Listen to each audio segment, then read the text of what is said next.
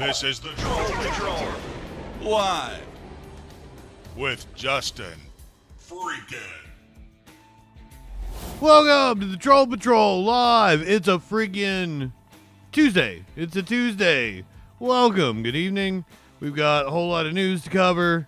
Barely caught a country still left. We're going to talk about the constitutional crisis currently going on in our country. Stephen Miller is defending not following a judge's order. I'm trying to get us up on Rumble, and it doesn't look like it's going to happen tonight. Aw. Mox, good evening. Bad day for Trump ceasefires. Israel killing hundreds of children last night in a strike that this time they blatantly broke the ceasefire. Apparently they've done it hundreds of times before. Putin had Trump waiting on a call with him for 90 minutes. Laughed about it to his oligarch buddies while it happened. I got the video.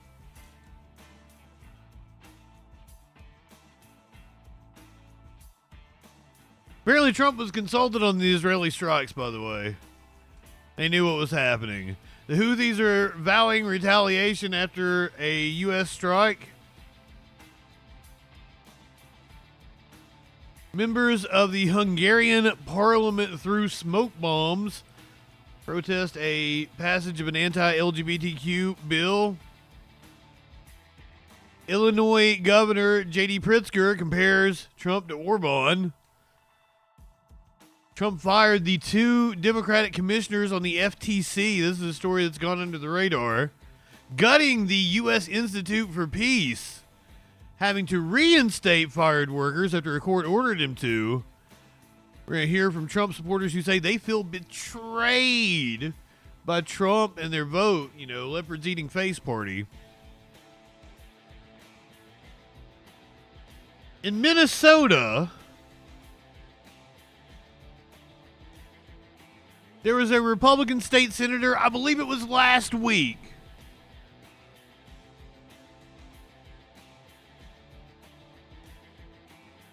he put forward a bill to classify Trump derangement syndrome as a mental illness.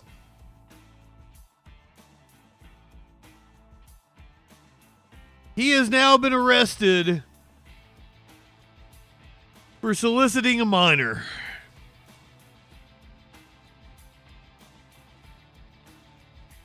A crew in a base in Antarctica has been accused of abuse and assault. A woman has been arrested after being found in bed with an obviously deceased man on top of her. I don't even know who found her.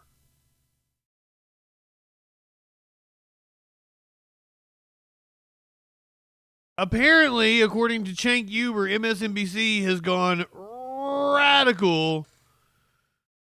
And a woman is apologizing for grabbing a wombat. All that and a lot freaking more. Tonight on the Troll Patrol live. Good evening. Welcome in, my friends. Well, let me grab you a meme. I have one. Don't worry.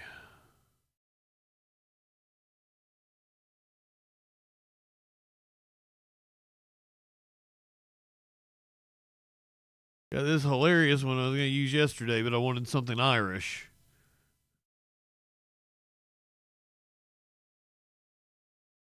I should probably hit the content warning before I show you this. That's a good possibility.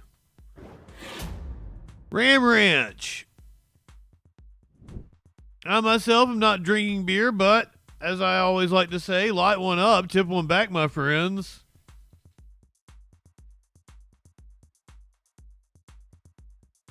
I got a milkshake and some cheese curds from Cookout. Curiouser and I were taking bong rips, and I'm like, "Are you hungry?" And she's like, "Yeah, I'm hungry." But like I'm making dinner for me and my friend, you know, like later. I was like, yeah, I don't think I could like eat. So we decided on cookout. And she got some Cajun fries, I got some cheese curds, and we both got milkshakes.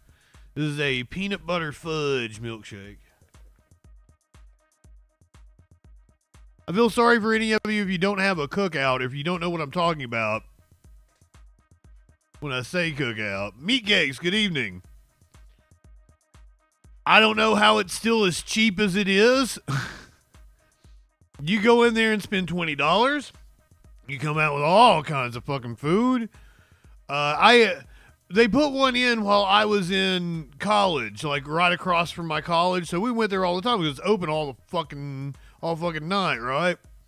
And Sparkles and I, we would get really stoned when nothing else was open. We'd go cook out, get a milkshake. Miss Nixa, good evening.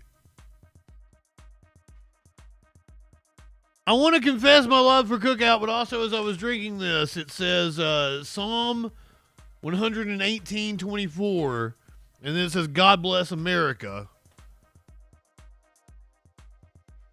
It is a North Carolina-based company, so if I had to guess, they're probably pretty far right.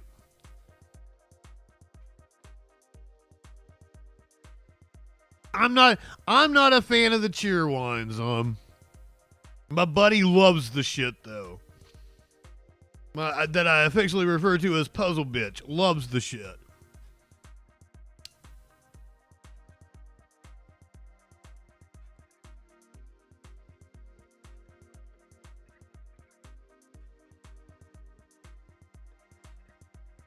Cookout has amazing hot dogs. It's similar to a Jack in the Box.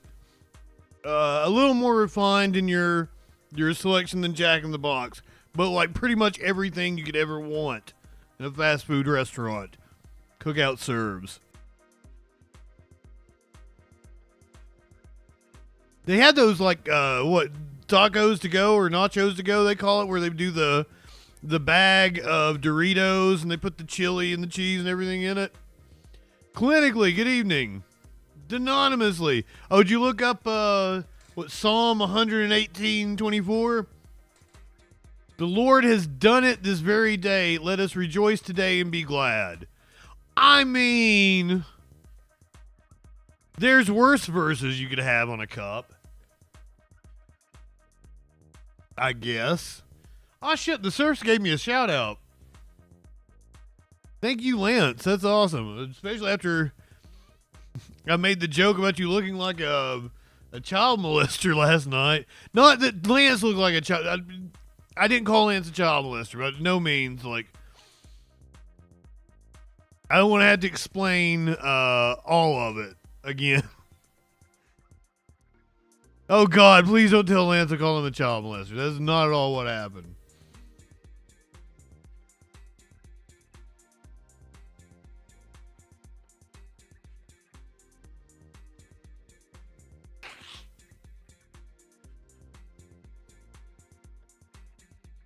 It was the news guy. Yeah. It was the news guy that looked like Lance. I was calling him a child molester.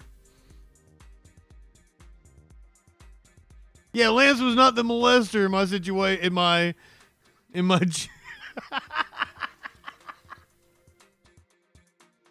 I'm so sorry. I'm so sorry.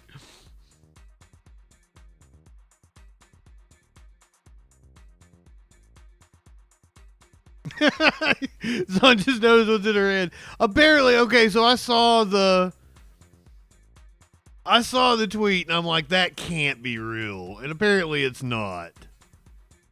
But also Grimes is shadow banned or whatever you like to call it on Twitter. So it was possible that she'd said it. Even if it was just to get attention, I could, you know.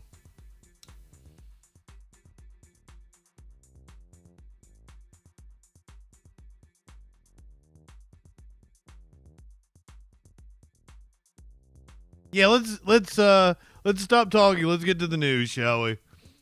It's time for that shit. A judge has ordered Trump to disclose the details of the deportations of the supposed Venezuelan gang members, that now apparently we have indication that it's possible none of them even had any kind of criminal charges against them. Not a one of them. My lord, good evening. We don't have any indication that any of them were criminals. The Trump administration has until noon today to share details with a federal judge about the deportation flights carrying undocumented Venezuelans. The administration says they all had gang ties. Oh, hold on. Had until noon today. That's already happened. Give us an update.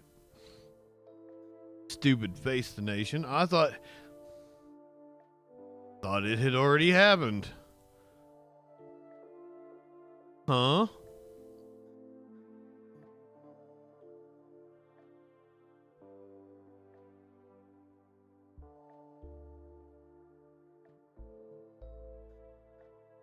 We'll go to PBS for the breakdown of what happened in court today.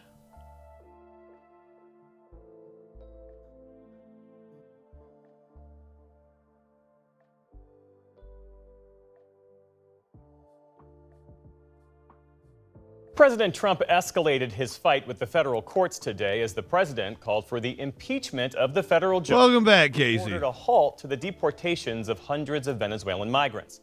Mr. Trump's threat comes after Judge James Boasberg scolded the DOJ for failing to answer questions about the deportations of alleged gang members. Rallying behind the president, Attorney General Pam Bondi said the DOJ would look into taking action against the judge. Wow. Attempting to meddle in national security and foreign affairs, and he can't do it. What he's done is an intrusion on the president's authority. You know, That's not at all how this works. What she's saying is unconstitutional. But the dumb fucks that watch Fox News don't know that, and they're cheering Trump on. This is insane. one federal judge, again, thinks he can control foreign policy for the entire country, and he cannot. And right now we're evaluating our options. Okay, so the administration may continue doing these flights? Absolutely. These are foreign terrorists. The president has identified them and designated them as such. And this is why education is so important. Follow the Alien Enemies Act. Our White House correspondent, Laura Barone Lopez, has been... You don't know history, you're doomed to repeat it. So let's pick up there, Laura. What did the Justice Department say today in their response, their filing to the judge, Judge Boasberg? Yeah, so at the heart of this, Jeff, Judge Boasberg is trying to figure out if the Trump administration violated his weekend order to turn planes around that deported migrants under Trump's use of this centuries-old Alien Enemies Act. And so in the filing today, the Trump administration essentially argued that they only had to follow a written order from the judge, not a verbal one that came at least an hour earlier. And they said in their filing that the flight left U.S. airspace, and so the occupants were removed before the written order was ever issued. Now, I am not high enough for this shit. Lawyers who essentially said that a verbal order is just as binding as a written order, and that they don't think that those arguments by the administration are going to succeed.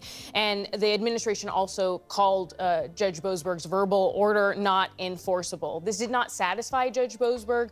He ordered the Justice Department to submit a sealed declaration by noon tomorrow, providing details about when the planes took off, how they took off, and he's essentially skeptical of the government's arguments to date. So the DOJ over the last 24 hours, as I understand it, Lenny, good evening. A number of sworn statements. Good to see you this morning, my friend. And that. In one filing last night, an ICE official said that the government, quote, carefully vetted the migrants to ensure that they were in fact members of the Tren de Aragua gang, the Venezuelan gang. But the ICE official also said that many of these Venezuelan nationals deported do not have criminal records, and that the government lacks, quote, specific information about a number of these cases. I spoke to ACLU's Lee Gallant, who is a lead attorney in this case, and he said that on the merits, they're making two arguments, which is that the president cannot use a wartime authority in peacetime against a gang, and also that they have to give due process to these migrants so they can dispute the allegations that they are gang members. And Republicans are increasingly calling for the impeachment of federal judges over their rulings. And this is insane. With President Trump has targeted judges in the past. He's doing it again Bring us up to speed. So Elon Musk and President Trump ratcheted up the attack specifically on Judge Boasberg today, and President Trump called Boasberg a troublemaker and an agitator, and he said that this judge, like many of the crooked judges he's forced to appear before, should be impeached. And so in a rare move in response to that, Chief Justice John Roberts This man should be impeached. responded with this short 2-line statement reminding the president about the rule of law, saying, quote, "For more than 2 centuries, it has been established that impeachment is not an appropriate response to disagreement concerning a judicial decision. The normal appellate review process exists for that purpose." So that is not normal for the Chief Justice to weigh in like that, Jeff. I know you've been speaking with legal experts all day. I mean, what more could the courts do to compel the administration to comply? I spoke to Alex Nowrasta. He's the vice president and an immigration policy expert at Cato Institute, and he said there are 2 main tools that the judiciary can use to hold the administration accountable. Courts have the ability to sanction government employees who ignore their orders, both criminally and in civil procedures. I have little doubt that the federal judiciary will stick up for itself.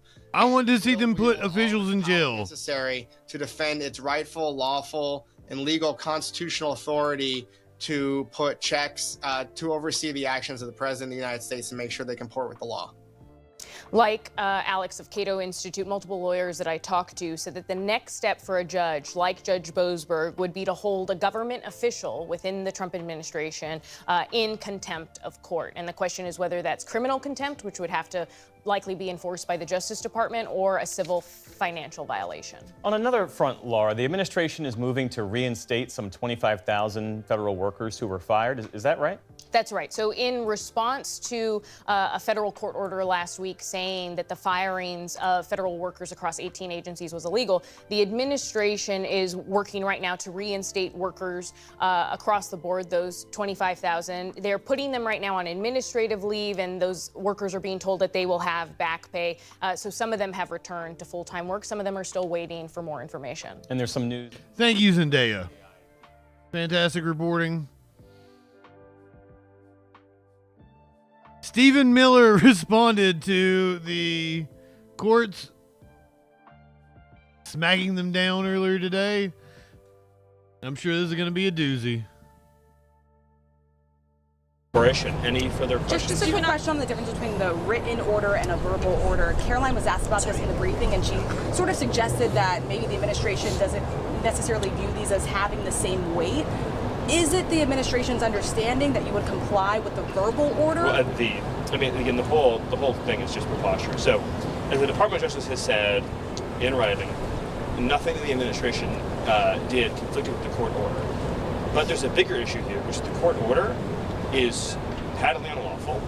And if we got into a place in this country where district court judges... The court order is patently awful. What does that even mean? And if we got into a place in this country where district court judges could, for example, help is the wrong word, could interfere and direct specific targeting or non-targeting in, say, who to control territory, could direct which general on the battlefield is going to be in charge of making which decisions, could direct, for example, we can send this military asset to this country, but not this country, could direct what intelligence we could share with Israel versus with Saudi Arabia.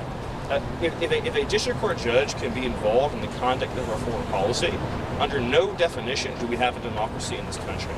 I mean, not to get too philosophical, but for a long time in this country, power has been concentrated principally in 2 areas: the unelected bureaucracy and the unelected judiciary.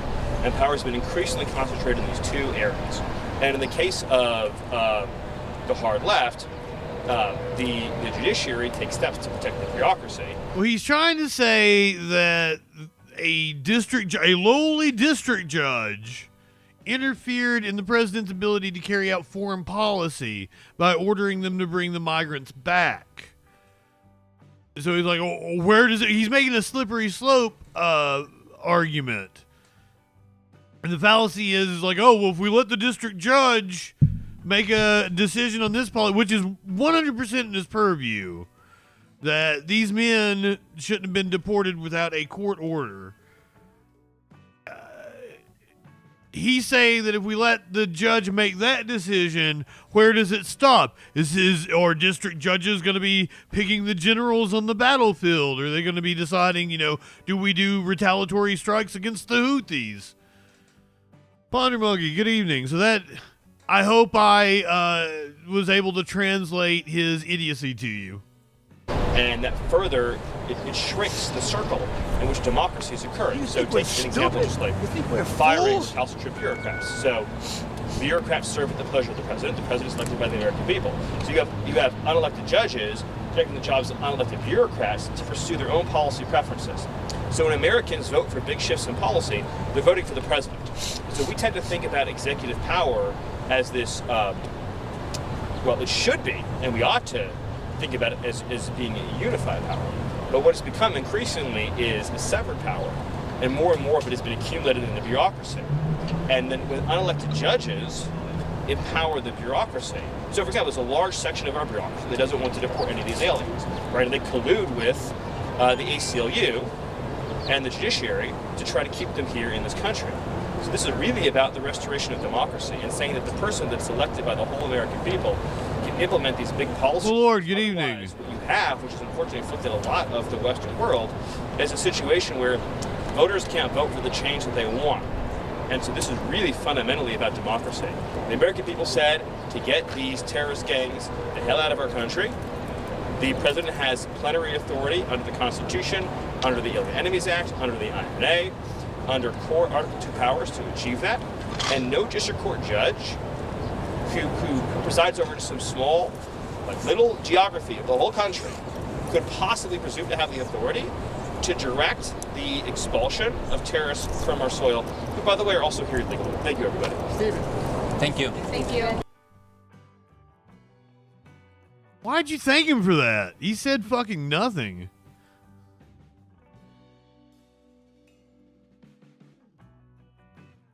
We're going to hear this next story from the Fox News perspective, so woof. Buckle up for that. Trump admin denies re-entry to deported professor who attended a terrorist funeral. By the way, this was the guy who was the leader of Hezbollah in Lebanon. Some might not consider him a terrorist as much as a freedom fighter. And he just happens to be on the wrong side of wars against the U.S. and Israel. And that's why they're calling him a terrorist. Every day now we're approving visa revocations. If you tell us when you apply for a visa, I'm coming to the U.S. to participate in pro-Hamas events, that runs counter to the foreign policy interest of the United States of America. It's that simple. So you lied. You came. If you had told us that you were going to do that, we never would have given you the visa. Now you're here. Now you do it. So you lied to us. You're out. It's that simple. The Trump administration crackdown against hate continues. The DHS announcing that it has denied a Brown University doctor re-entry to the United States because of her support. The crackdown against hate. Group Hezbollah. Hey, look at us attack this doctor. Attending the funeral of Hezbollah's former leader, and now the elite school is telling international students and staff to avoid travel outside the United States. Joining us now is Brooke Goldstein, executive director of the Lawfare Project. Great to have you here. I want to tip one back, Casey. About Dr. Alawiya. That last month she traveled to Beirut. She attended the funeral of Hassan Nasrallah. He was, of course, a brutal terrorist who led Hezbollah, responsible for killing hundreds of Americans over a 4-decade terror spree. Alawiya openly admitted to this to CBP officers, as well as her support of Nasrallah. A visa is a privilege, not a right, and goes on to say what Rubio said. Over a 4-decade terror spree. This one. Brooke.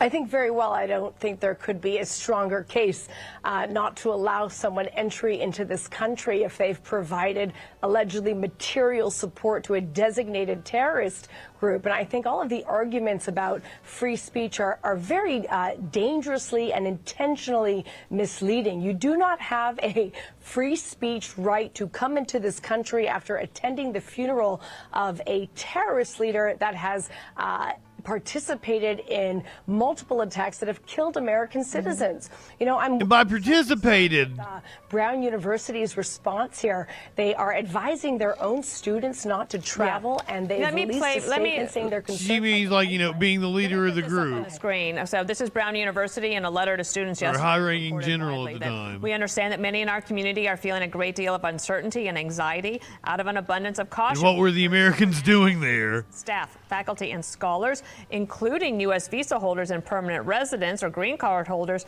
to consider postponing or delaying personal travel outside the United States. So they put the chill on. I want to ask you one thing, though. So Eloise, as I understand it, she did attend. Put the chill on is exactly what this is. To DHS. But is attending a funeral considered material support? Well, we don't know exactly what she did at that funeral, and I would argue, yes, it is. It's not a matter of free speech. You are flying to a foreign country to show your support for a designated terrorist group. And what's so troubling about Brown University's statement is how many people do they have at that school that they're concerned that they shouldn't travel outside the country. They shouldn't be concerned unless they're importing terror supporters as doctors and medical students. And how would this woman even take the Hippocratic Oath when her spiritual... What are we going to call this?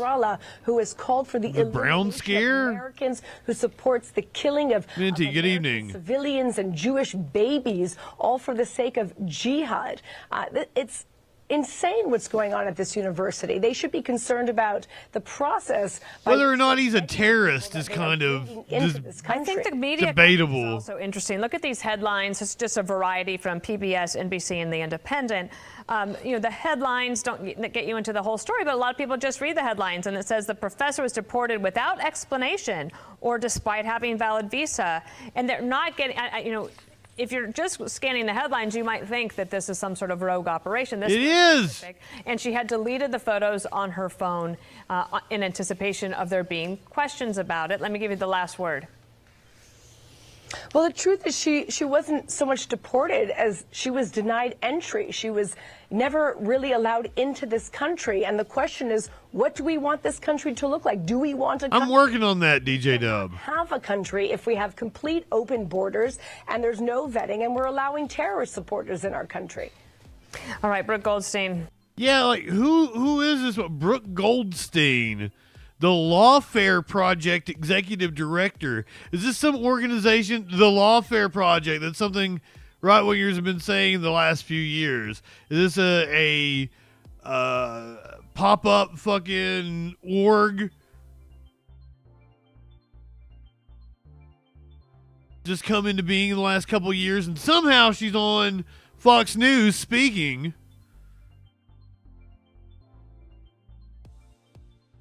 Pro bono legal services to protect the civil and human rights of the Jewish people worldwide. I bet it's a Zionist organization then, isn't it? Wow. You know, I didn't even think about, you know, the fact that her name is Goldstein. Is this a Zionist organization?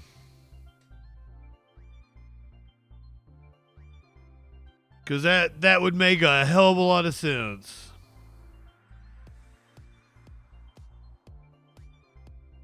Donald Trump today was scheduled to have a call with Russian President Vladimir Putin. Booty Boy kept him waiting for an hour and a half. Russian President Vladimir Putin, notorious for keeping world leaders waiting, appeared in no rush to take a scheduled call with U.S. President Donald Trump, opting instead to engage in a conference with industrialists and businessmen in Moscow. The conference, which took place just before the crucial call between the two leaders, was held between 4 and 6 p.m. Russian time. However, as the scheduled call time approached, Putin showed no urgency in making his way to the Kremlin. Around 4 p.m., Alexander Shokin, the event's host, glanced at his watch and said that the call was set to take place before 6 p.m.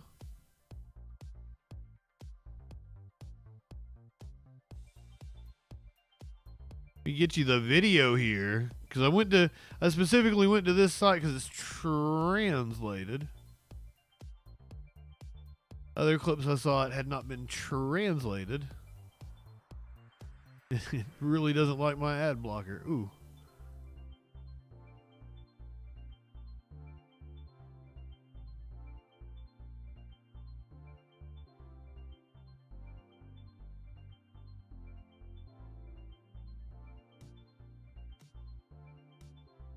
Заявлением Дмитрия Сергеевича Пескова у вас разговор. According to the statements of Dmitry Sergeyevich Peskov, your conversation should take place until 6 p.m. with Donald Trump. Не знаю, насколько он... I don't know how long he will. Работа такая. Oh no, now we need to see what Trump will say about this phrase. Фразу скажет Трамп, может быть.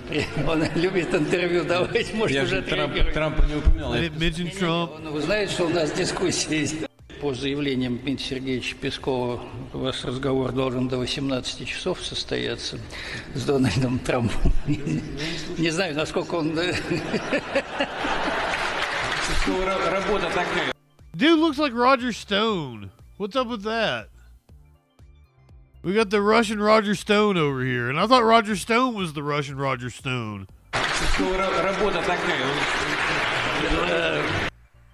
Well, I don't know. Now we need to see what Trump will say about this phrase. That was the interviewer. He likes to give interviews. Now this is Putin. I didn't mention Trump. I'm talking about Peskov. No. He will find out that we have this discussion, the interviewer says. Putin is laughing his ass off. Вы знаете, что у нас дискуссия по заявлениям Дмитрия Сергеевича Пескова.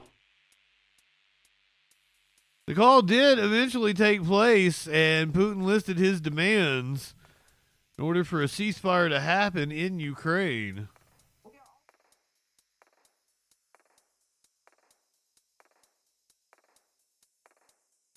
Here is what Putin demanded from Trump. We are also learning more about the critical phone call today between President Trump and Russian President Vladimir Putin. President Trump is pushing his Russian counterpart to agree to a possible peace deal to bring an end to Russia's war with Ukraine. Both sides reportedly agree they would like to see long-lasting peace in the region. Kyiv has already approved of a U.S. proposed ceasefire that would stop fighting for 30 days, but the Kremlin has expressed concerns with some parts of the deal. Let's bring in CBS News senior White House and political correspondent Ed O'Keefe. Ed, what came from this call between Presidents Trump and Putin? Lindsay, the only immediate thing that appears to have happened is that the Russian president has ordered his military to stop attacking Ukraine's energy infrastructure, which, of course, has been an issue on both sides of the conflict, attacking power plants, nuclear plants, whatever. In this case, the Russian readout of this call suggests that he immediately ordered his military to stop doing that for 30 days. Now, remember, the hope here was to get the Russians to agree to a 30-day ceasefire that would then lead to talks to end this war. It doesn't appear that the president got that definitively from President Putin because, in part, the Russian leader once again reminded the president that he would like all sorts of things, including the need to stop forced mobilization in Ukraine and rearm the armed forces of Ukraine, and also wants to see that intelligence sharing essentially be stopped with Ukraine during that conflict. The argument that the Europeans especially have made is if we do that, it's giving Russia an unfair advantage to arm up and get ready should the ceasefire break at some point, whereas Ukraine, of course, has been relying on much of the Western world for its intelligence and its military capabilities. So that may not necessarily be a fair and equitable readout or result. Bottom line, the White House says in their readout of this call that negotiations will begin immediately in the Middle East regarding a broader ceasefire and a permanent peace. Where? Who exactly is involved in those talks? Is it the U.S., the Russians, and the Ukrainians? Are there other parties being brought to the table? Unclear. Who would be negotiating on behalf of everyone? Not yet laid out.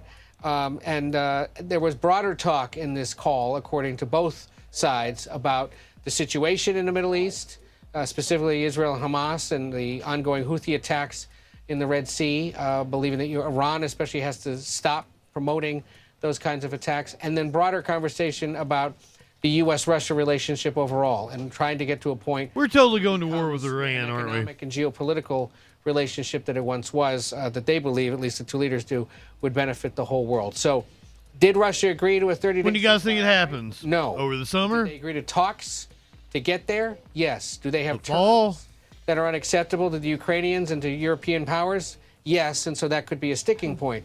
But did he agree to have conversations with President Trump and to broaden out the U.S.-Russia relationship? Yes, and that's been a stated goal of the president since he was campaigning for the job.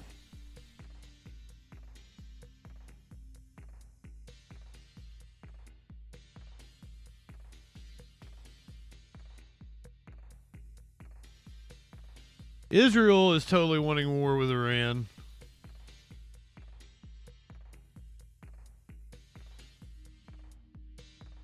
It appears that the ceasefire has come to an end despite Iran violating it numerous times. They really violated it last night. The end of the ceasefire in Gaza. Israel launched extensive strikes across the Gaza Strip overnight. Chief Global Affairs anchor Martha Raddatz is tracking the latest from Washington. Good morning, Martha. Good morning, George. There had been hope for the release of the remaining hostages, hope that the ceasefire could hold. But this morning, make no mistake, a major Israeli assault on Hamas is once again underway. Hamas. The tenuous ceasefire between Israel and Hamas over. Israel launching a wave of deadly airstrikes across the Gaza Strip, lighting up Gaza just after 2:30 a.m. local time in the largest assault on Hamas targets since the ceasefire took effect nearly 2 months ago. Prime Minister. I was getting ready to say it was 154 children. I was wrong on that number. My apologies. It's 174 children. 174 children. That's who they're talking about when they say Hamas. A doctor was killed in the strikes last night. Several families slaughtered. Would you like to see some pictures of the babies that were slaughtered? When they were still alive, just to tug at your heartstrings. There's a couple of the faces killed by Israel.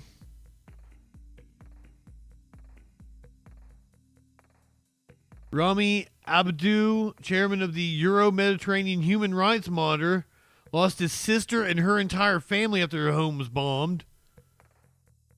He said Nasrin and her son and daughters were all killed.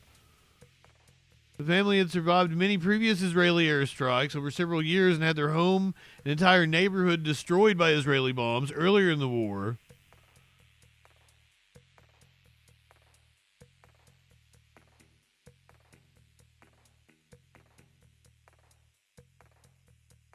Israel killed my sister and her children tonight, along with her entire family.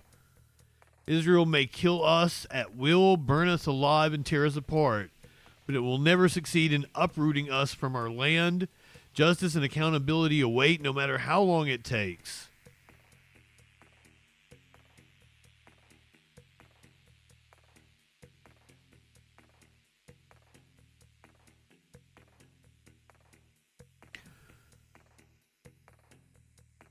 I feel like ABC News' reporting is leaving that out and intentionally doing so.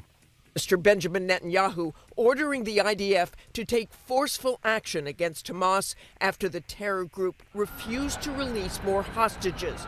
Netanyahu calling for continued extensive strikes. Explosions could be heard throughout Gaza. More than 400 people killed and more than 500 injured, according to the Hamas-run health ministry. A number of people are trapped under the rubble, so that number is expected to rise. The Hamas-run health ministry, it is the government of Gaza. It is the Palestinian health ministry. This reporting is incredibly biased. Hamas saying Netanyahu has overturned the ceasefire agreement for 6 weeks. There has been relative calm in the region, with the return of about 36 hostages in exchange for almost 2,000 Palestinian prisoners.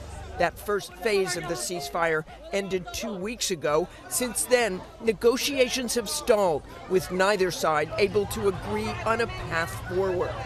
The second phase was supposed to see the release of nearly 60 hostages and bring an end to the 17-month war that began with the Hamas attack on Israel on October 7th of 2023. The White House saying Israel had consulted with the administration before the strikes. It was just 42 days ago that President Trump hosted Netanyahu at the White House. Hosted him? The first foreign dignitary to visit the White House for Trump's second term. Gave him a blowjob. Could end the war and issuing a warning to Hamas if they delayed the return of the hostages. This new round of fighting will undoubtedly deepen the humanitarian crisis within Gaza, where food and aid. Nah, shit, Martha. Since March 2nd.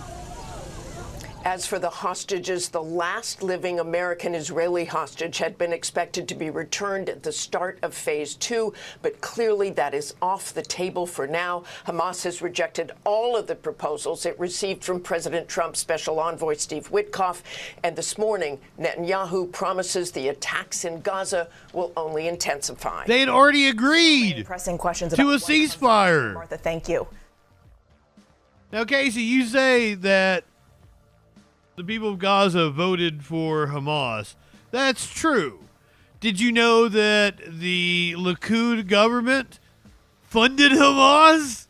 Did you know that Netanyahu helped prop up Hamas in order to undermine the Palestinian Authority because they never wanted peace? DJ Dub brings up another excellent point that what the election of Hamas was in 2006. The average Gazan age now is 17.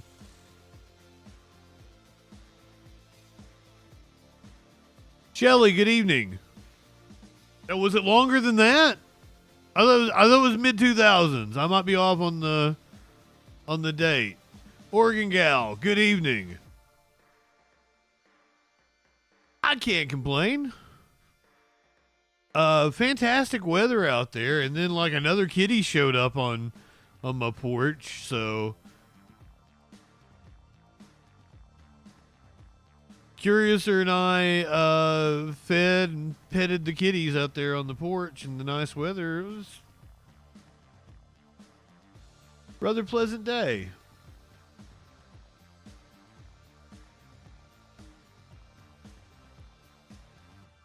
Well, I was going to play you released Israeli hostages, but we have no subtitles and no translation. אומר לכם, פעילות צבאית מסכנת את חיי החטופים ופוגעת בהם באופן ישיר. בכל זאת, הבוקר נחרדתי לגלות שמקבלי ההחלטות So they are calling for the continued ceasefire. מאז שחזרתי, ובמיוחד מהבוקר, אני They very much against חזרתי אחרי 408 ימים משבי חמאס. I wish I could tell you what they were saying. אני כאן הערב כדי לומר לכם. I feel like this is a horrid move on Reuters' part. This is where this video comes from. This was Israeli hostages who were freed in recent weeks, speaking at a Tel Aviv hostage square, calling for an immediate ceasefire between Israel and Palestinian militant groups after both accused the other of breaching the ceasefire. I don't know how Hamas ever breached the ceasefire. I have no indication that Hamas has ever breached the ceasefire.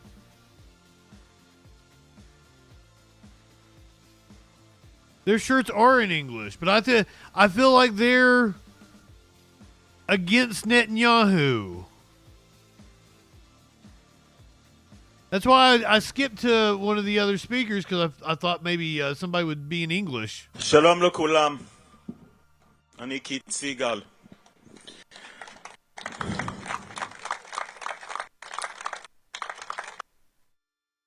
I really would have liked to have heard what they were saying.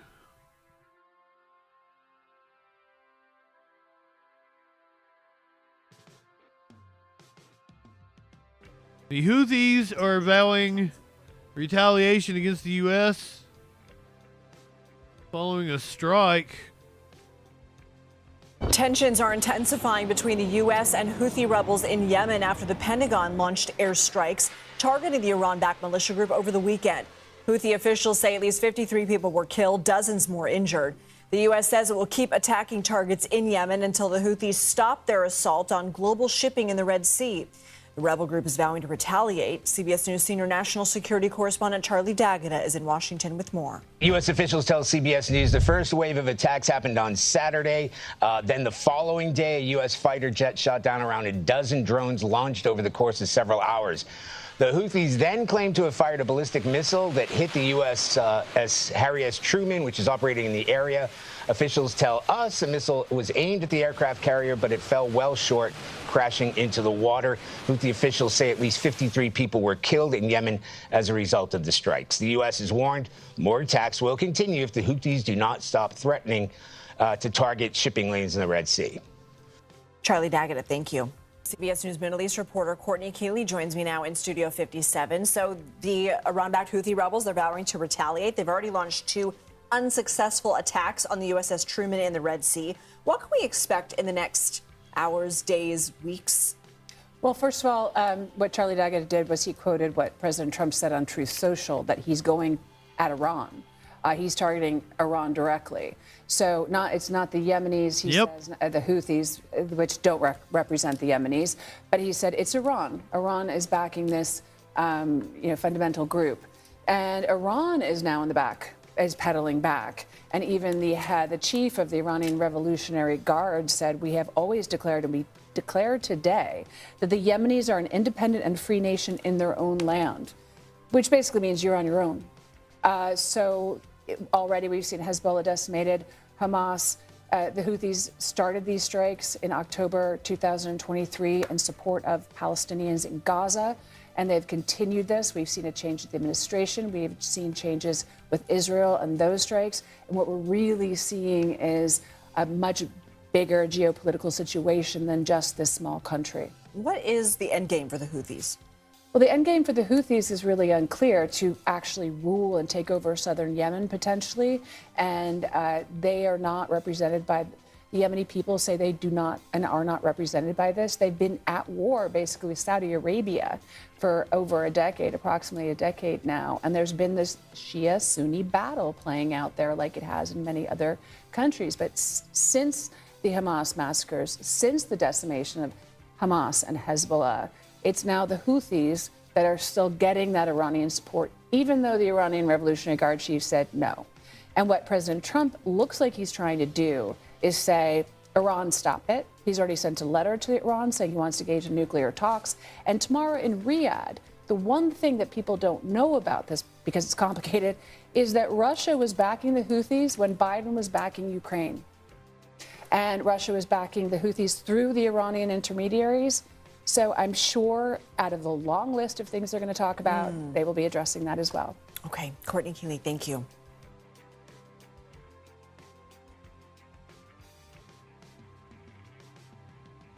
Got the potential to set off a real regional conflict.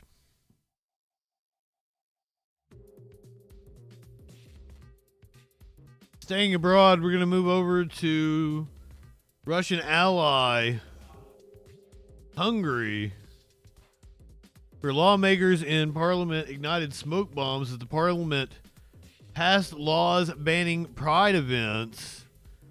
Their continued totalitarian crackdown. Remember, Trump, the right wing, loves Hungary. A Törvényalkotási Bizottság összegző módosító javaslatát. Kérdezem a tisztelt Országgyűlést, elfogadja-e a Törvényalkotási Bizottság tartózkodás nélkül? What is with the AP not giving us subtitles? Ők saját magukat zárták ki azzal, hogy most távoztak. Természetesen a rájuk vonatkozó szankciók azok érvényesek lesznek.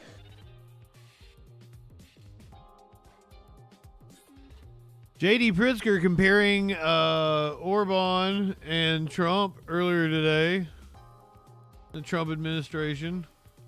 He was speaking at the Center for American Progress in D.C.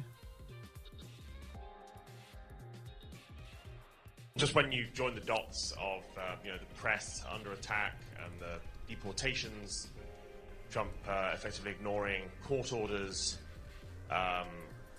crackdowns on protests on university campuses and the fear being instilled, the obeying in advance. I mean, how worried are you that this country is sliding towards authoritarianism? Well, I would commend you to listen to the last 10 minutes of my State of the State speech, because I talked about that very thing. I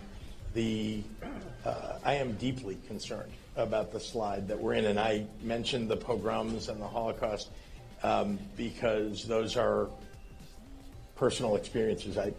Not the Holocaust, the pogroms are a family experience. I built a Holocaust museum. I mean, I have grown up understanding that,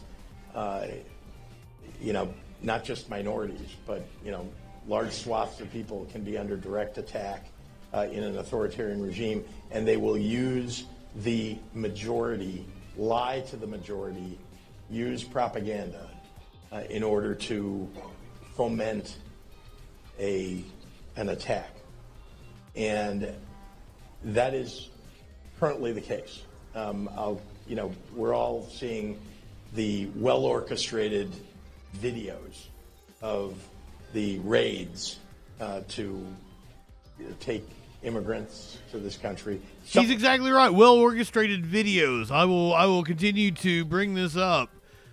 The Trump administration in their first month deported less criminals, deported less people than the Biden administration, and everyone that the Biden administration deported we know was a criminal, so that's something there. With the Trump administration, they're just deporting people willy-nilly. But the Trump administration deported less people in their first month than Biden deported on an average month. It's all PR. It's all a show. That's what fascists do. My lord, welcome in. Some of whom are legal immigrants to the United States, some of whom are U.S. citizens, to take them away and to justify it by saying, well, there are Venezuelan gang members, which I guarantee there are. And for God's sake, Shelley, good evening. People who are violent criminals, convicted. Yes, I used to call Obama deporting McDrone strike. What's your point, Casey? Like, you guys say that's what you want. You want criminals deported. Democrats actually do that and make sure they're criminals. And Trump just does a lot of PR to act like he's doing something. And deports people that are permanent residents, have green cards, committed no crime. So, I mean, like, do you not see the error of the policy? I don't understand how right-wingers are so anti-Democrat when the Democrats give them everything they want. It's amazing to me. They tell me that they care about crime. Crime is lower under Democrats. Fucking under Biden, record historically low crime. I don't know what you people want. You guys tell me that you want drill baby drill. You want energy independence. Under Biden, the U.S. produced more oil and natural gas than any country in the history of the world. And I knew Trump was going to come in and take credit for it, and he already has. So I don't understand why I live in a world where right-wingers say they want these things. There's a party that gives it to them, and right-wingers hate that party and want a party that just does fascist shit and pays lip service and virtue signals. If you wanted a pro-capitalist party that deports criminals, is tough on crime, is going to protect gun rights, that's the Democratic Party. It's literally the Democratic Party. Violent criminals, and let's remove them from this country if they are here and undocumented, right? But when you're doing a sweeping raid, and by the way, on day one, where did they come? Chicago. Who did they bring with them? Dr. Phil.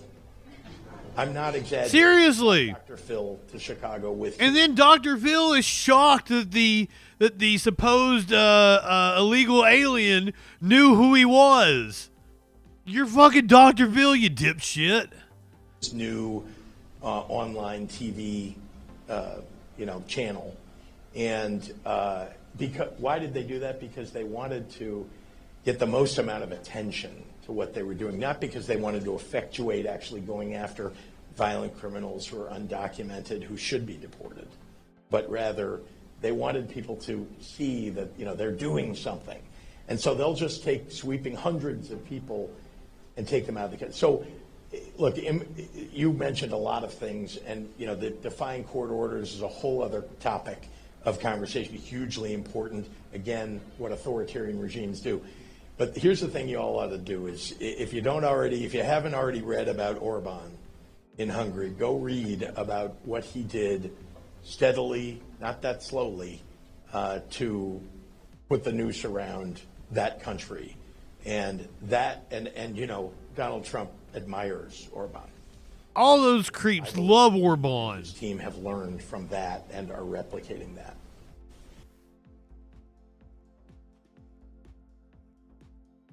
Are the Democrats in this country gonna throw smoke bombs in Congress? No. That'd be a no.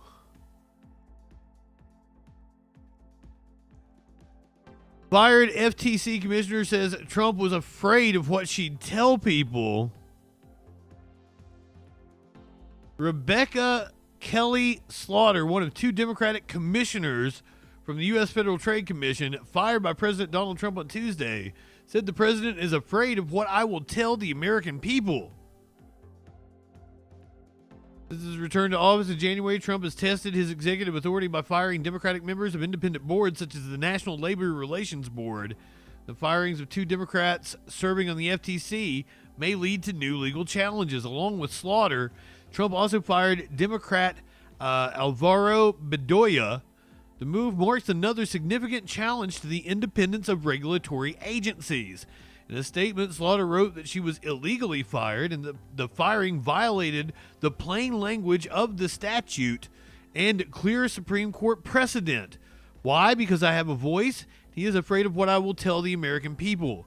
She called the firing a question of accountability.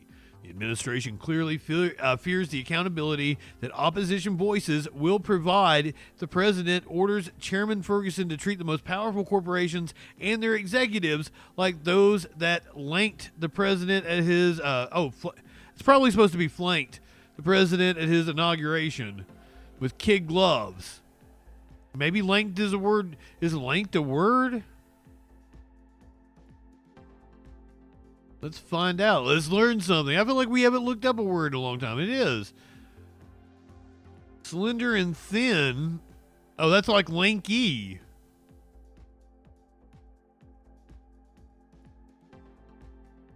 That might have been flanked. Misprint or something. I believe F and L are next to each other on the keyboard, right? No, they are opposite sides. This statement posted, they're next to each other in the alphabet, posted to X. Bedoya wrote that Trump wants the FTC to be a lapdog for his golfing buddies. Whether you're a Republican or a Democrat or someone who is so disgusted with Washington you can barely watch the news, the FTC has worked for you. Who will Trump's FTC work for? Will it work for the billionaires or will it work for you?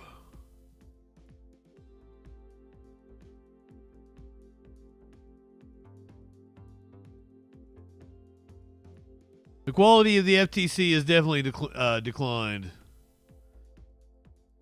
The FTC not the only thing on the chopping block today. Trump apparently gutted the U.S. Institute of Peace.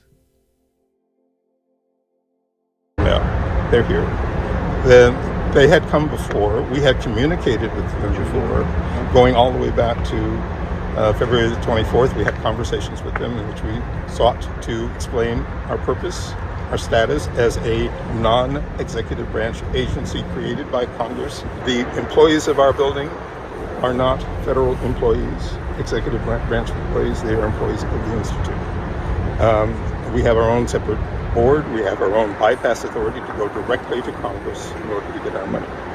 somehow all of those arguments have not prevailed in the conversations we've been having with Doge, with OMB, and with others, because it was very clear that there was a desire on the part of the administration to dismantle a lot of what we call foreign assistance. And we are part of that family, right? U.S. Institute was created back in 1984 by an act of Congress to assist in resolving conflicts and preventing conflicts and building peace around them. So we are part of that constellation.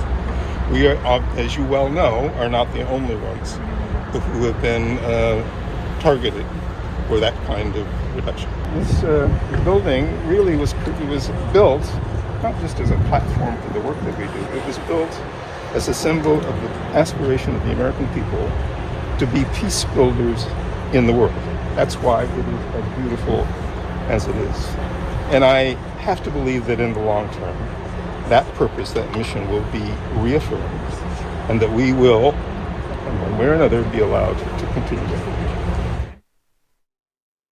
You may be allowed to continue because the court might reinstate your job like they have done with so many people. The Department of Government Efficiency wasting a shit ton of money trying to fire people they just eventually have to bring back in the least efficient way possible. How many people in this country still don't see through this absolute grift? Trump administration reinstating almost 25,000 fired workers after a court order. At least they will comply with some court orders. Trump administration in court filings has for the first time acknowledged it fired nearly 25,000 recently hired workers and said federal agencies were working to bring all of them back after a judge ruled their termination was likely illegal.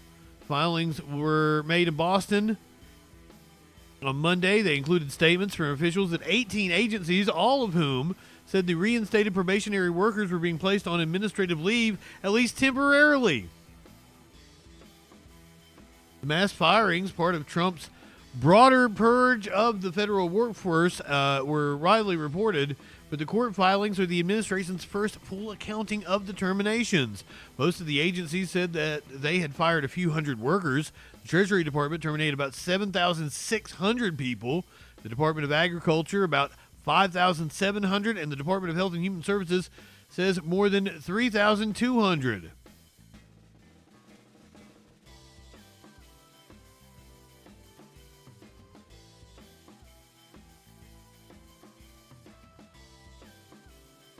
Woo-wee.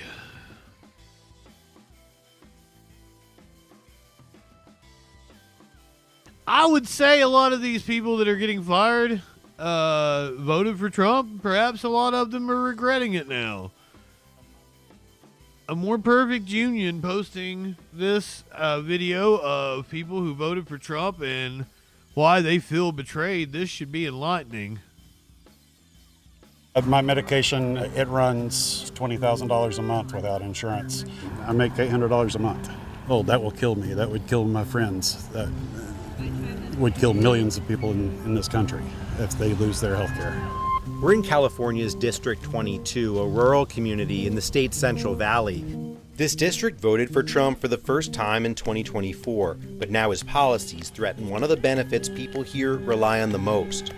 It bothers me when people like Elon Musk say that people on those programs are the parasite class. It's just cruel. Do you know anyone personally Who did you voted guys for think they were President talking Trump, about? but depends on benefits like Medicaid? Oh yeah, I know a lot of people. Trump promised a lot of things. I thought it would be more family values and those programs that we really need here. One of those promises was to protect Medicaid, which 67% of people in this district rely on. It's the largest percentage of any district in the entire country. Can you guarantee that Medicare... Wow! Yeah, I mean, I have said it so many times, we're not going to touch it. But his administration just proposed an $880 billion cut to Medicaid over the next 10 years. So we wanted to come here to find out how people are feeling about Trump and his administration's decision that could have a huge impact on one of the benefits they rely on the most. I am not high enough for this shit. By Medicaid cuts is 64-year-old Irma Arredondo, who voted for Trump in 2024. Irma has several chronic health issues, including type 1 diabetes. She's also a full-time caregiver for her daughter, who has cerebral palsy, and her sister, who has Turner syndrome. Valerie have her medication for her seizures. She needs care of everything. And I just give massage to her hands, to her legs. I stay with her until she falls asleep. I hate to tell you people this, but this is just slavery with those extra steps. They want a working poor. It sounds like you take really good care of her. Oh, and my baby is my dog. So you, your sister Irene, and your daughter Valerie, you're all on Medicaid. And how important is Medicaid for your family? Can you imagine? We live on a daily basis with sicknesses. This is for the cholesterol too. This is also for my blood pressure. So Medicaid pays for all of it? Yes. If you didn't have Medicaid, how much would this cost you? How much money? Thousands maybe. Thousands. And that's just for you? That's for me. Not for your daughter? Not for your sister? No. The medicine that my daughter takes for seizures, I won't be able to afford it. So we feel hopeless if those cuts come, you know. What we're going to do. Irma was a farm worker for more than a decade. She believes that some of her and her children's health issues can be linked to the pesticides she was exposed to while working in the field. Probably. When I was pregnant with my child, I was working in the field.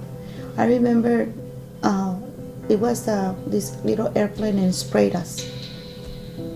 But when my baby born, the doctor just said, "Uh-oh, something's missing." And when he gave me my baby doesn't have her arm. So with these risks that you and your community face in agriculture, and then to have the system threaten to take away your health insurance, to take away protection, how does it make you feel? Like I told you, I feel like this tubby nuts in the back, you know.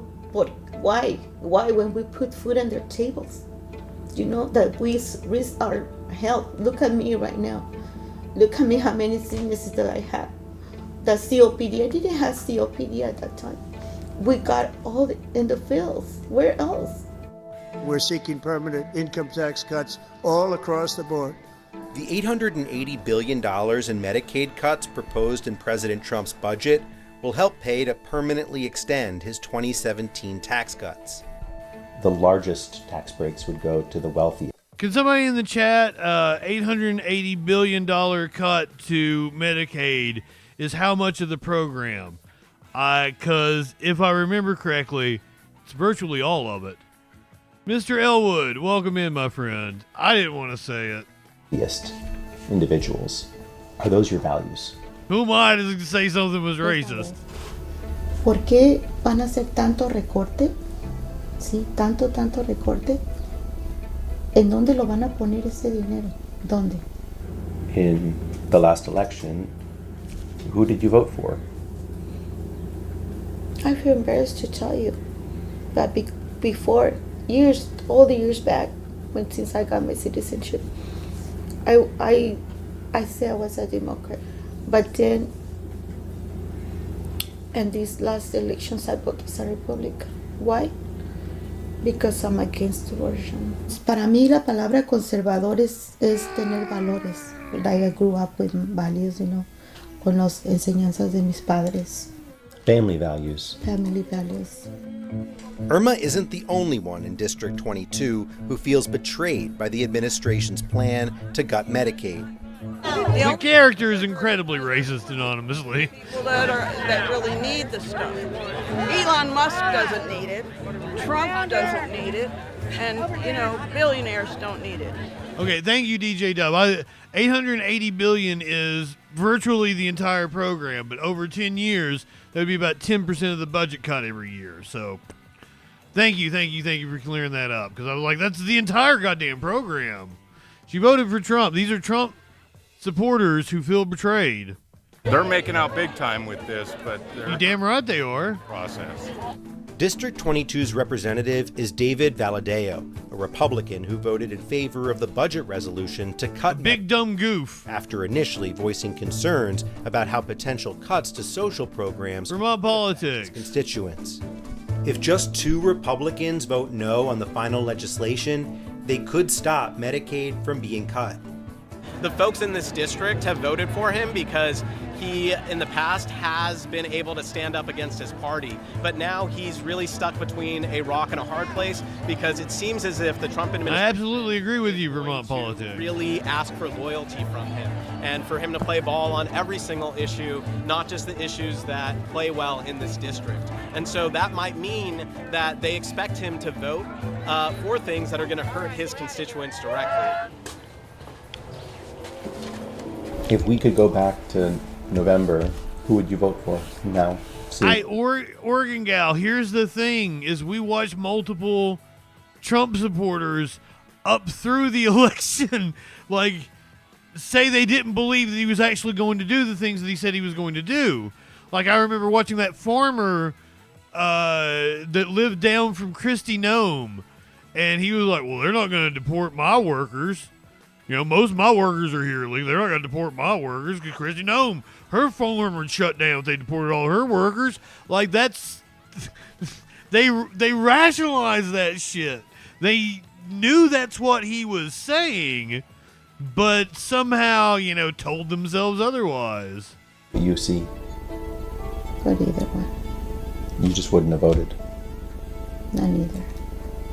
It's very sad that there's no political leadership that you feel you can vote for. Maybe, you know, they can, like you said, Democrats or Republican. Maybe they have, I'm not going to say that everything is bad, but the most important things. But the only good things is for them. To us, always going to be things, you know. You feel that way. It's always going to be the bad things. Always. For you. Yeah. Now, I would like to say something about the chat. You guys handled that beautifully. That's the way that we need to talk about these topics. If somebody says something racist, you acknowledge that it's racist. That character is racist. That she did sound like Consuela. And she kind of looked like her too. But the character is racist.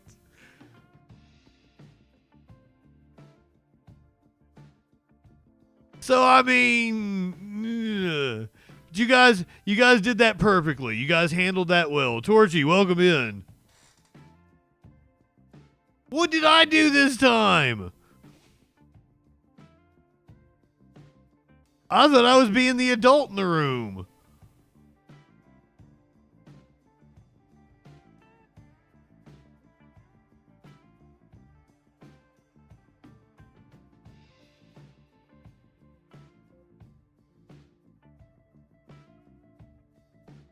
A couple weeks ago, a Minnesota state senator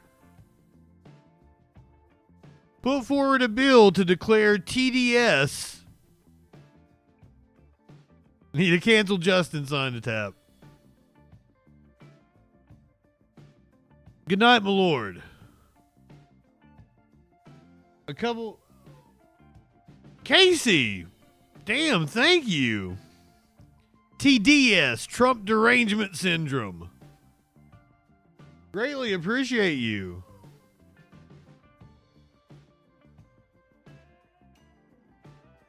Deflux, good evening. Samson, welcome in. Fucking thank you, Casey. Let's fucking go indeed. I'll smoke to that. You want to smoke? Cragwitz, welcome in. It's so Republicans can claim disability.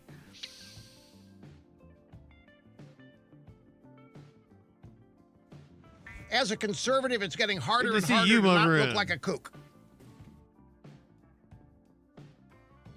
Getting harder and harder not to look like a kook. Clinically with the resub. Welcome in, my friend. Welcome. You guys, I appreciate all your support. Thank you very much. You are awesome. Chainsaw! Give it up 5 more. Fucking Casey, thank you. God damn. You gonna fuck around and get a hype train going. Light one up, tip one back for Casey.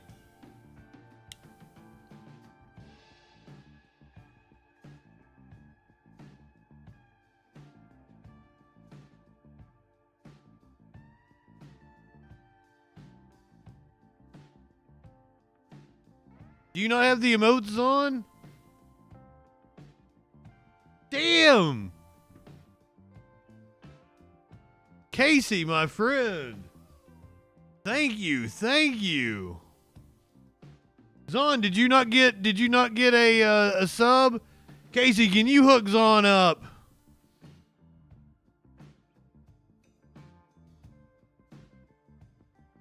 Everybody got one but him. I thank you so much, my friend.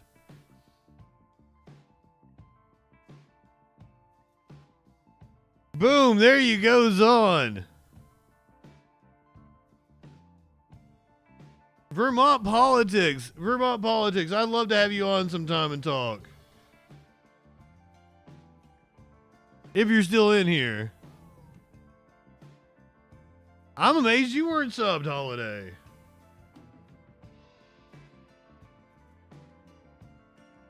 You be in here all the time. I figured you would catch one of the gift subs. Anonymously is racist, so he doesn't deserve one. Thank you so much, Casey.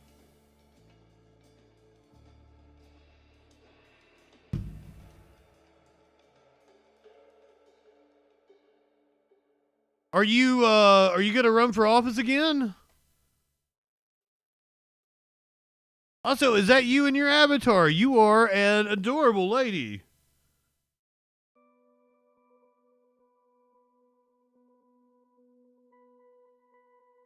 With an infectious smile. I love Mr. Elwood just comes in, puts people in their place. You are racist and saying out-of-pocket shit. But you deserve to suffer Justin ad-free like the rest of us.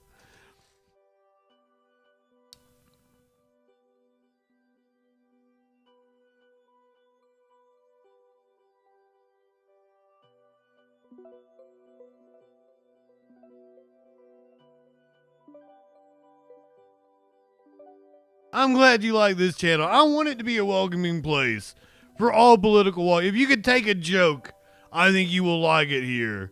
Yeah, light one up, tip one back, and honor Casey.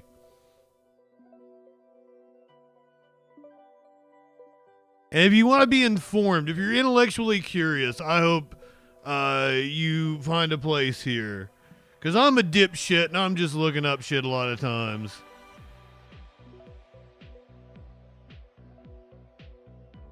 We definitely, we will look you up, Chris Erickson. I'm sad I'd not heard about you before. We're glad to have you here in the community. Are you on Discord? Join us in the Discord so we can chit chat offline. My main mod Warlord, he keeps the news flowing in the Discord when I'm not on. Wait a minute, you guys gonna throw down in the chat, Zon and anonymously? Can I do I referee it? Oh, thank you, Oregon Gal. I appreciate you guys so much. This is what I've always wanted to fucking do. I've been in radio since I was 16 years old. That's 25 years now. I've always wanted to do a show like this. To me, and I'm sad I didn't even get to Twitch until 2020. Like, cause this is everything I love about radio. with an interactive element to it. And I've got visuals to go. I fucking love this. I'm so into it. I hope you guys are just being, jovial with each other. Because I like both of you. Zond, anonymously, you guys behave yourselves.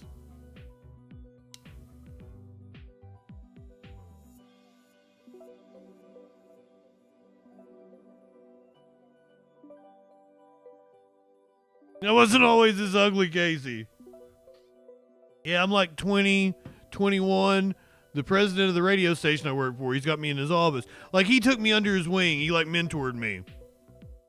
After I got arrested for DUI and fired, like, he didn't even know who I was. I was just a little lowly board op the first time I worked there. I got arrested for DUI, fired. It was for marijuana, by the way. Not for drinking and driving. I would never drink and drive. But then, like, I go to a different radio station. I'm the news director. I work my way back to the other station. The president takes me under his wing. He gave me the job, hired me, because I was dating a girl that worked at that station, that still worked at the station I used to work for. She took me to the Christmas party. I'm in the bathroom with the dude. Like, I come in, he's already, like, taking a piss and is washing his hands. And I'm talking like this dude's like 6'2". He is chiseled good looks. He was like a big wig at the TV station. They hired him to be the president, come back and run the radio station.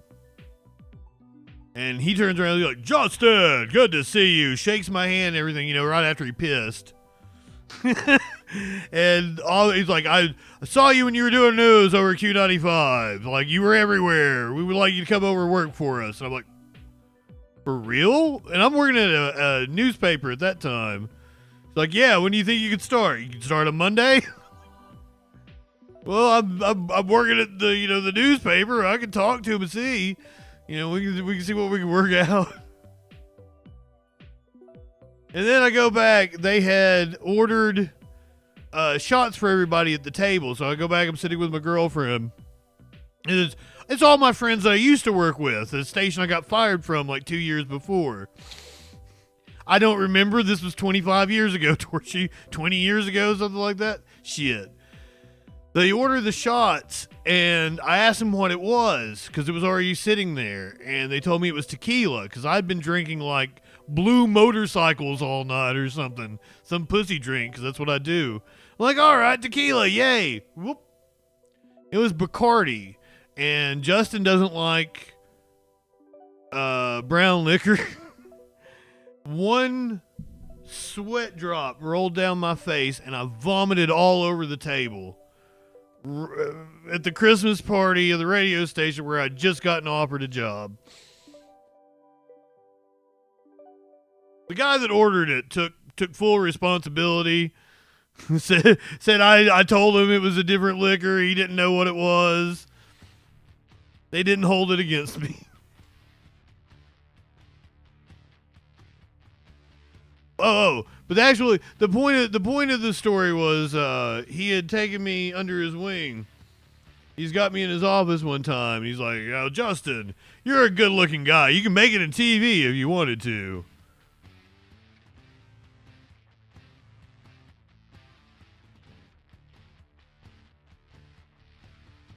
I like being on the radio because I like being me as opposed to like short hair and not, shaved, and a lot of people don't want me to have a Fu Manchu.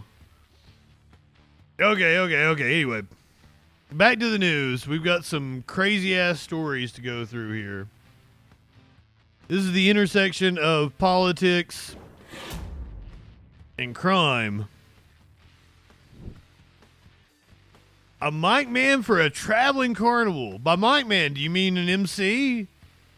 No, but like, I'd like to talk to you about that. I bet that was interesting. Yeah, towards you, they don't have old school jocks like that anymore. There are less people working in radio now. There's less jobs. Like, that's why everybody has to leave radio. That's why I'm on Twitch. That's why I went back to school and got a degree in television film production. Went to work for a TV station. But I was behind the scenes there. A couple of weeks ago, a state senator in Minnesota put forward a bill in order to classify Trump derangement syndrome as a legitimate mental illness.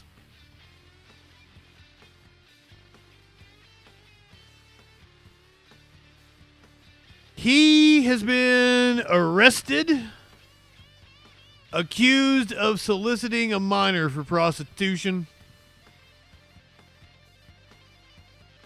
Common sense, 69,000. Welcome in, my friend. You've got a suspicious user tag, so we got an eye on you. It is indeed a legitimate mental illness. It causes right-wingers to defend Trump even though he's blatantly violating the Constitution. While they say they follow the Constitution, it's insane. Light one up, tip one back, Zon. Senator Justin Eckhorn, 40, was arrested on March 17th in Bloomington. The Bloomington Police Department say they communicated with the man who they thought was talking to a 16-year-old girl. On March 17th, the detective arranged to meet with him near the 8,300 block of Normandale. The man, identified as Eckhorn, was seen arriving to the area in a pickup truck. He was then arrested and booked into jail. He's not been formally charged, but felony charges of soliciting an underage 18-year-old to practice prostitution are pending from the Hennepin County Attorney's Office. Eckhorn is a Republican who is married with 4 children, according to the Minnesota State Senate bio. He made headlines earlier this week, I said it was a couple weeks ago, for being a sponsor of a bill that would declare Trump derangement syndrome a mental illness. As a 40-year-old man, if you come to the orange jumpsuit district looking to have sex with someone's child, you can expect that we are going to lock you up. I'm sorry, why? That was according to Bloomington Police Chief Booker Hodges. I have always advocated stiffer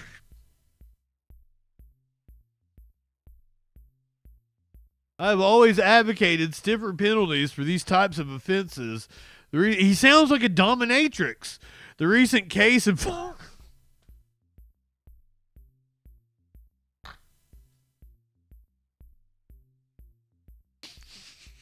Sorry.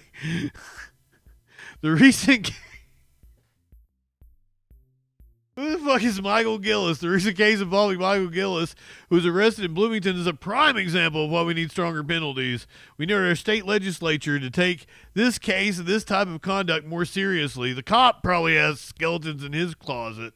On Tuesday, Minnesota Senate Republican leadership released a statement saying, "We are shocked by these reports, and these alleged conduct demands and this alleged conduct demands an immediate resignation. Justin has a difficult road ahead, and he needs to focus on his family." Minnesota GOP Chair Alex Plachasha released a statement saying, "As Republicans, we hold elected officials to a higher standard."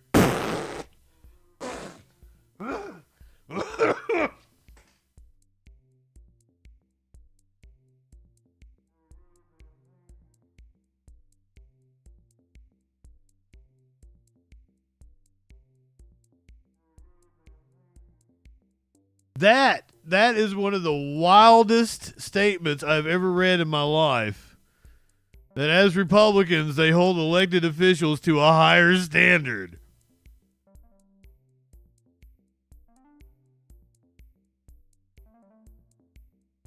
While Senator Eckhorn is entitled to due process, the seriousness of these charges warrants his resignation. Public trust and accountability must come first. Meanwhile, Minnesota House Speaker Representative Lisa DeMuth, a Republican of Cold Springs and leader,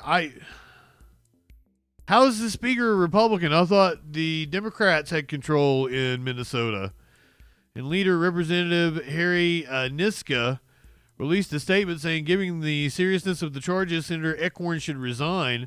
While he is entitled to due process, we must hold legislators to a higher standard. Did I just read that one? Deja vu over here. With Minnesota Senate seats currently 34-33. Oh, wait a minute. That is right. We covered this story a couple months ago. Like there's a special election. So 34-33 in favor of DFL members. A resignation by Senator Eckhorn would further tip the scales of power in favor of Minnesota's Democratic lawmakers. Meanwhile, a trial for Minnesota DFL State Senator Nicole Mitchell, stemming from an April 2024 burglary in Detroit Lakes, Minnesota, is currently on pause until after the end of the legislative session is complete. I'm not familiar with that story, but that sounds crazy as well. What is going on in Minnesota? DJ Dub, are you in here? What's going on in Minnesota?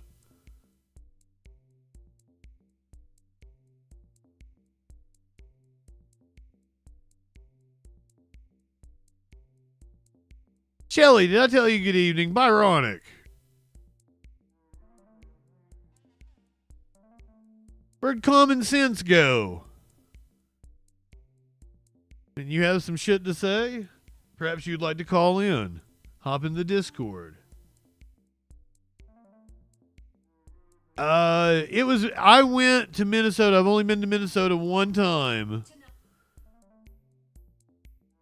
This little girl. Welcome in. It's a left-wing sewer. You know, it's like one of the highest ranking states in a lot of categories. Welcome in, this little girl. Am I saying it correctly? THLSTGRL. If you give me a phonetical pronunciation, I'll do my best. I'll do my best to get it right. Little girl.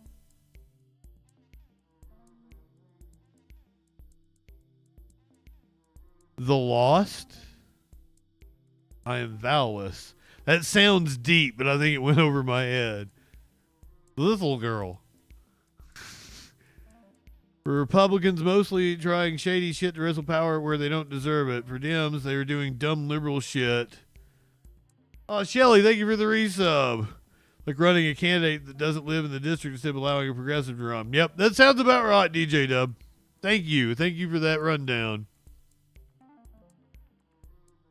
Let me hit the content warning before this one, because this is wild. But wild shit happens when you're locked.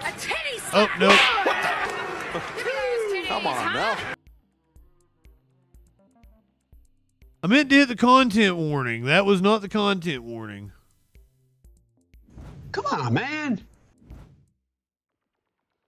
I meant to hit the content. There we go. Content warning, fuckers. Oh yeah, you're gonna get what? They call you guys Badgers. You're Minnesota Badgers. You get the Badger riled up.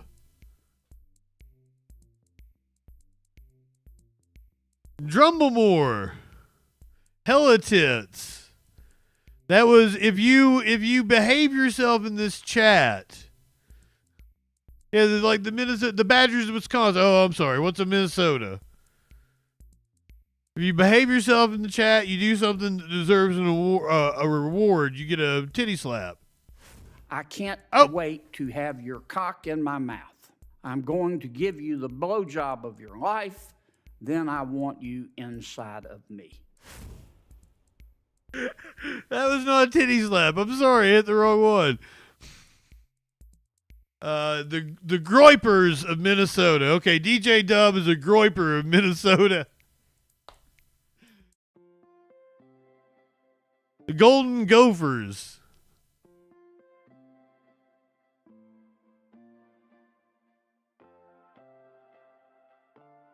Stick around long enough, Thistle Girl, and you'll get yourself a titty slap. You might earn yourself a titty slap. Centrist lips. That's definitely a hot take.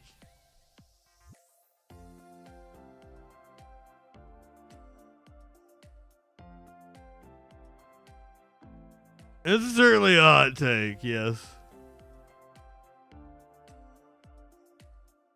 I think I'm going to condemn that one. Condemn. Casey, my friend, thank you for throwing out the gift sub again. Fucking, you're awesome tonight. You're subbing everybody up. Lenny, welcome in, my friend. Oh shit, I've got 67 subscribers. We're almost there.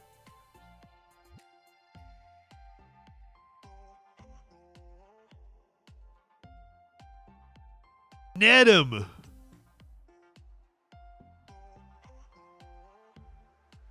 Yeah, I'm gonna guess you're not really center, Nedham. Just throwing that out there. Like, I don't know how you get a more centrist party than the Democrats. So, like, as I said earlier, perhaps you weren't here for that. Like, the Democrats give the right wing everything they say they want. I mean, Trump, in his first month in office, deported less people than Biden deported on an average month. But he made a big show of it. Trump came in, made a big PR show of it, and used Dr. Phil. Well, this'll girl, a lot of the reason why the Dems are polling so horribly is because they're not doing anything to combat Trump. Like, right-wingers want to act like, you know, oh, the Dems are polling poorly because the country thinks they've gone too far left. Meanwhile, it's us over here sitting like the Dems are horrible because they're too far right. They keep making all the wrong moves because they're bought out by capital. You guys realize that, right? Like Chucky Boy Schumer, bought and paid for by Wall Street. Joe Biden, the senator from Delaware, known as the senator from MBNA.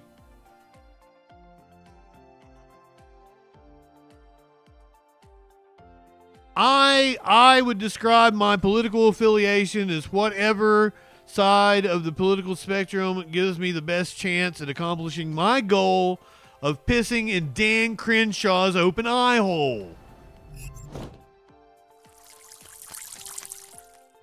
Give me that eye pussy, sir.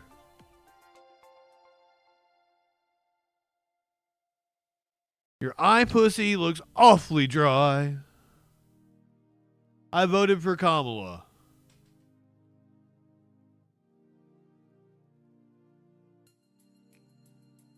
Would somebody like to speak with me? 917-830-4359. You can hop in the Discord. If you hop in the Discord, there's a debate freaking channel. Just tell me you're in there. I'll hop in with you. The water's nice and warm. Sometimes it's a little tepid.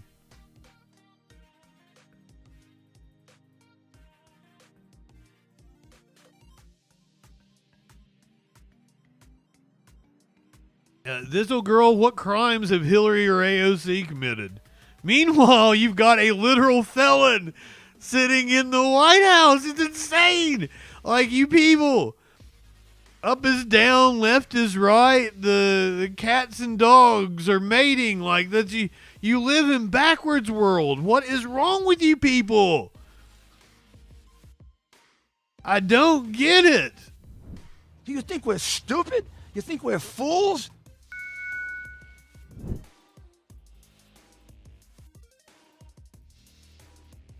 All right, if you don't want to get on the phone or in the Discord and argue with me, we're going to get back to the news. Content warning.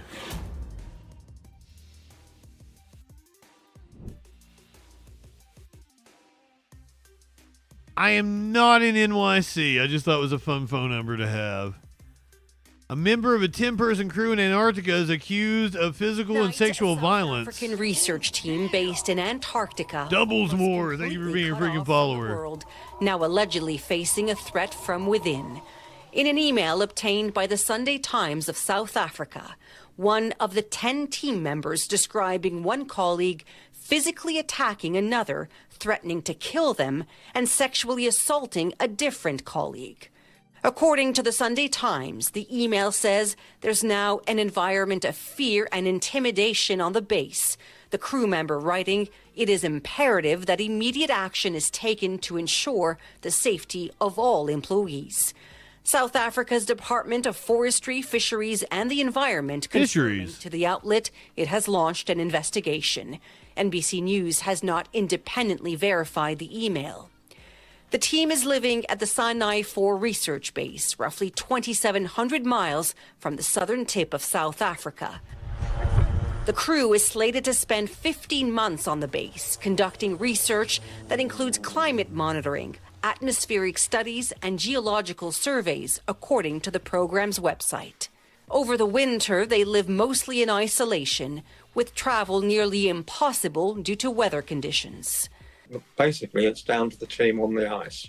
I feel like I've heard this reporter before. I feel like this is somebody I should know their name, but also it sounds remarkably like AI. Did they AI a former news reporter? Because like the way she said shit was kind of weird. Investigation. NBC News has not independently verified the email. The team is living at the Sinai 4 research base, roughly 2,700 miles from the southern tip of South Africa. The crew is slated to spend 15 months on the base, conducting research that includes climate monitoring, atmospheric studies, and geological surveys, according to the program's website. Over the winter, they live mostly in isolation, with travel nearly impossible due to weather conditions. Basically, it's down to the team on the ice. They've got to sort themselves out, because once the winter starts, effectively you are completely isolated. Antarctica is the coldest place on Earth, reaching more than 120 degrees below zero, with winds that can top 115 miles per hour. It'll drive you mad. The weather is not the big issue, because you dress for the weather, so you have the right clothing. So the environment isn't really what you're faced with. It's the isolation and the need to get on with the people you're wintering with. In recent years, sexual violence on the continent has come into sharper focus, with a study from the National Science Foundation finding nearly 6 in 10 women experienced harassment or assault during their time on the continent. Now fears growing for another team facing more than just the frozen hellscape at the ends of the earth. Danielle Hamamjan, NBC News. Thanks for watching. Stay updated about breaking news. Shut up, Lester.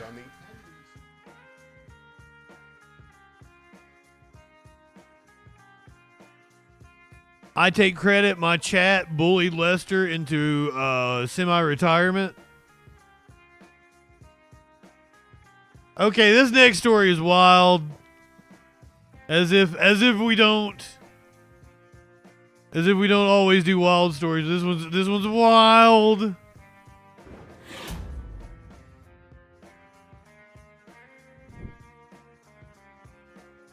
Kind of the plot of a Kevin Smith movie.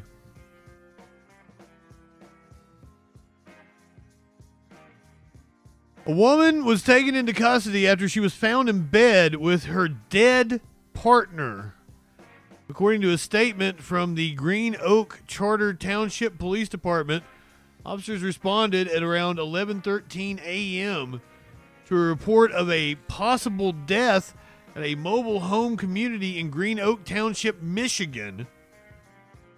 The department said that the officers arrived on the scene to find a woman in bed with an obviously deceased male on top of her.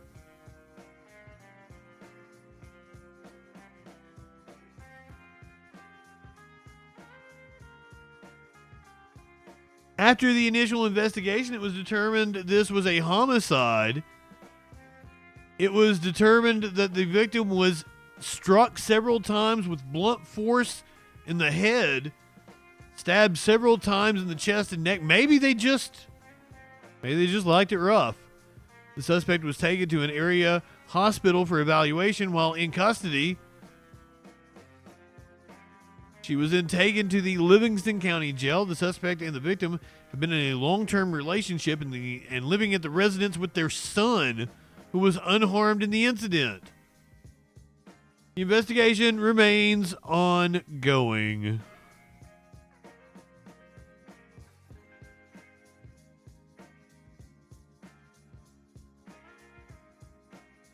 We cover the most absurd news, politics, and current events.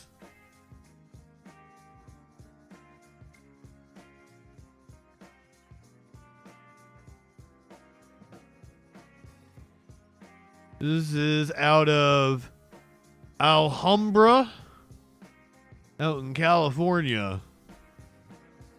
We've got video of police taking down a suspect. Home now to a developing story. Alhambra police and a canine unit take down a suspect, and it's all caught on camera. Yeah, Gigi Garcia has more on this and the dramatic video. Gigi. I think it just happened like last night, Mox. I think they probably just hadn't dropped their video. It was on the 5 o'clock news tonight, and I did the show early. So it might have been on the... I could have got a Wood TV hit from it, but I saw the story earlier and put it on the list. And dramatic is a great word, Bob, to describe. I have, Casey. That is not Jim Morrison. To a dramatic and extremely dangerous pursuit. Take a look. It was around midnight last night when a suspect dumped a stolen police SUV here in East Hollywood and made a run for it. This after playing a long game of hide and seek with police officers. What he didn't count on was that police canine you see there, very good at playing hide and seek and finding the suspect they're seeking. With the canine's help, they sniffed him out and police were able to take the suspect into custody. Now, this all came after a pursuit that started when the suspect reportedly stole a police SUV from Alhambra PD in Alhambra and then led police on a high-speed pursuit, reportedly clocked at 140 miles an hour at times. It started on the 10 and the 710, at least 10 miles away from East Hollywood, where it ended. And the again, dog is a victim. Making a run for it over and over the again. Cab doesn't hiding, but you can't hide from the canine. The canine doesn't apply to the dog. Police took him into custody, but first a trip to the hospital to have him checked animal out. Abuse. No word yet from Alhambra PD on how this happened. Was the suspect the subject of the doggy is doing what it's trained to do. It is such a good boy. And then jumped into the cruiser. Reporting live, I'm Gigi Garcia. Back to you. But it is a victim. Gigi, and the officer who was restraining both the suspect and the dog at the same time. Yeah. That requires some strength right there. Exactly. Those dogs get very worked up when they're chasing a suspect. That's right. Yeah. Doing their job. All right. Thank you, Gigi. Thanks, Gigi. You can't talk bad about a dog. All dogs go to heaven.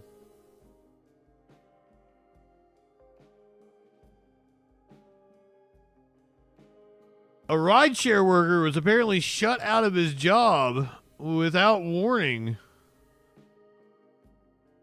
showing how perilous these stupid apps are, and we don't need to be connected to these apps that don't have worker protections. Getting a ride has never been easier. Open an app and minutes later you're on your way.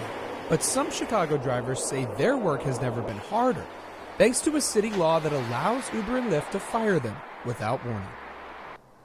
Over the past 5 years, more than 20,000 Chicago rideshare drivers were deactivated, suddenly unable to drive for the apps. Some of them tell us they were dropped unfairly with no chance to appeal. I just felt wronged, like I was violated, and I just knew like this can't be legal, this can't be right. Sarisa Karan, a rideshare driver from Lansing, Illinois with a near-perfect rating and 7 years of driving experience, was suddenly deactivated from Uber last April after a passenger alleged she spit on them, which she denies. What? Changed my life, turned my world upside down. The single mother of 4 was also dropped from Lyft just 2 weeks later, despite the company acknowledging in a letter to Karan it had no information about the underlying incident. The dual deactivations were tied to a Chicago law, leading to what some call blacklisting. If a taxi driver is accused of a violation, the city holds a hearing to determine whether their chauffeur license should be revoked, but no clear-cut protection for rideshare drivers, who can be deactivated immediately after an accusation. That deactivation leads to the suspension of their chauffeur license, and in Karan's case, her livelihood, gone overnight. My car was repossessed, almost lost the house. I just didn't have any income. Last November, Karan filed a lawsuit against Uber, Lyft, and the city of Chicago over lost wages and an alleged lack of due process. Another driver dropped with little warning. J.C. Muhammad says he was unfairly deactivated from Uber after a passenger complained about his driving. He remembers that trip well. I had a customer complain because she was trying to get to the airport and she wanted me to break traffic laws and do some extra legal things to get there. And I, tried to get her there as fast as I could, but she was unhappy with that. The day after, he received an email stating your account has been deactivated.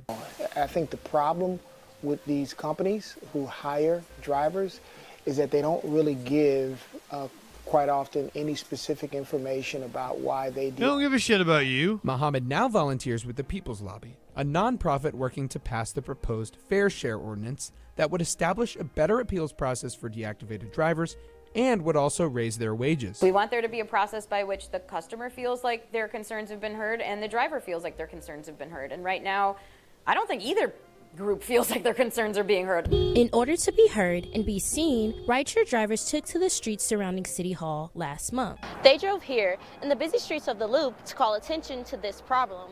Rideshare drivers' jobs disappearing from beneath them, and we learned that these drivers have little chance of ever getting their jobs back. A Freedom of Information request filed by DePaul Center for Journalism, Integrity, and Excellence found that of the 20,000 drivers dropped off the rideshare apps since 2019, only 3.7% were reactivated. The law specifies categories for deactivations, some being serious such as sexual misconduct, DUI, and other illegal acts, while many deactivations fall into a category that some criticize as vague. I'm getting calls from hundreds of Uber and Lyft drivers. So many of them get deactivated for this catch-all, you violate a public safety concern, but there's no explanation. The People's Lobby says they have a supermajority of alderman support for the proposed ordinance, but some alders question whether fixing one problem could create another, including Alderman Jason Irvin, who says that drivers should have the opportunity to ensure any deactivations are done on a fair basis, but is mindful that wage increases could lead to dramatic cost increases for passengers. Uber did not respond to any of our multiple requests for comment. Of course not. It said it updated its appeals process for drivers facing deactivations in 2024, but a lack of accountability is having long-lasting consequences, according to drivers who've been kicked to the curb. It was heartbreaking. It's still sad when I think about it because I'm still dealing with everything that took place. After this interview, Karan settled her lawsuit with Uber and won her fight to be reinstated. I vouch for anonymously, but then again, that doesn't mean much. Asked the judge to dismiss the case, saying no city policy caused her injury. Meanwhile, time is ticking for rideshare drivers and the Fair Share ordinance they support. If it isn't presented to City Council until the end of April, organizers say it may have to wait until next year. I'm Aaliyah McFadden. And I'm Ryan Hinsky from DePaul University Center for Journalism, Integrity, and Excellence. No, I think a cat would sell you out in a heartbeat to the cops. Offer it some treats. Are you guys ready for this? We're into what I call the bullshit section of the show. It's a little short tonight. Crime section was a little short.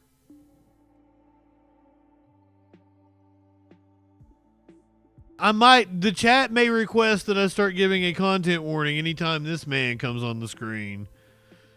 But we'll see. Do I need to? You guys don't even know, so. Jillian Michaels, she's apparently a thing now that debates politics all of a sudden. Goes on the Piers Morgan. She's got her own podcast, and I guess she's a right-wing nut. Kind of the RFK breed, as I understand it. Didn't you? I feel like when I knew who she was, she did like workout VHSs, I want to say. That like it's that like in the late 90s, right? She did VHSs, then probably DVDs.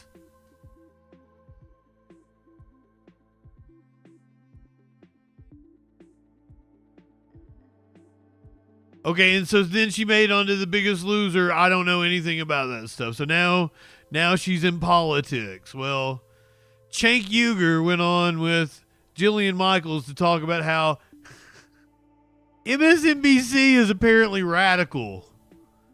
So let me start and get into it. So first of all, did the Democratic side, the actual voters, start overreacting immediately? Yes, right? Billy Tybo. They were like, that's it. The gulags are... The My Pillow guy. I was on crack. Right. Coming, they're Resist. full-blown Nazis. Right. We're gonna, they're gonna have camps for the Chinese, they're Deep web, for let this, them in. camps for that, etc. And they're absolutely convinced of it. And if I say that, guys, the gulags are less likely, they're like, oh, then you're a collaborator. Yes, you're right-wing extremist. Yeah, you're a right-wing extremist. I'm like, no, I live in the reality-based world, as you're about to see in this long. He's like, this clip is from like today.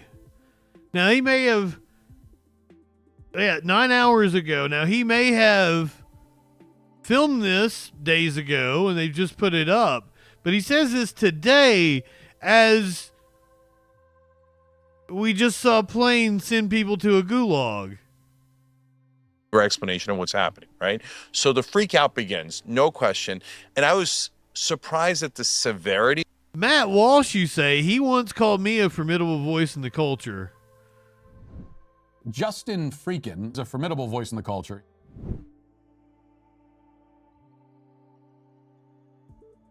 I'm sorry, I haven't even paid attention to what he's been saying. Right. From minute one, they were like, that's it. The gulags are coming. They're full-blown Nazis. Right. We're going to, they're going to have camps for the Chinese. They're going to camps for this, camps for that, etc. And they're absolutely convinced of it. And if I say that, guys, the gulags are less likely, they're like, oh, then you're a collaborator. Yes, you're right-wing extremist. Soup, welcome in. So I'm like, no, I live in the reality-based world. It is not made for us to do this clip tonight. Welcome in, Raiders. Avalon, good evening. Welcome. We've got a lot of new people in here tonight. If anybody doesn't know who I am, I'm JustinFREAKIN. We find out what that news be doing Sunday through Thursday, 8 p.m. Eastern. I love you, Soup. You handsome, handsome man. If you don't know who I am, this is a good explanation. Here you go. Go ahead, light one up, tip one back. It's all right to have a little fun before you hit the sack. I'm JustinFREAKIN. All we're establishing is this guy's wicked, sick aesthetic. Not high enough for this shit. I guess I gotta thank Matt Walsh for introducing me to JustinFREAKIN. Hey there, y'all. We're about to get stupid, locked into what that news be doing. Fu Manchu and a slick bandana, colder than ice, smoother than Santana. Audio, video, chat and calls. Right-wing nut jobs haunt the halls. What you wanna watch? Hey, what you think? And there's only one choice. It's JustinFREAKIN. The guy's, he's a formidable voice in the culture. Light one up and tip one back. It's a right to be high. Let's grab a snack. It's fucking news, quit panic, attack, and play your cards right and get a titty slap. Jump in Discords, have some fun. The man will talk to everyone. Get high and try to debate. When shit pops off, chat thinks it's great. What do you think you're doing? Join the troll patrol. Wherever discourse is brewing, he gives it that southern drawl. So let's go ahead and bring in Justin. Hey, Justin, how's it going, brother? First of all, I want to say you're poser South. I'm in Alabama. I'm the real South. Okay, all right. So why don't you tell us what it takes to be a man?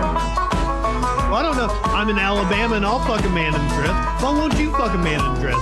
Are you that insecure that you won't fuck a man in a dress? That's fantastic. So you're okay with that, right? Yeah. Why wouldn't I? Right-wingers are morons.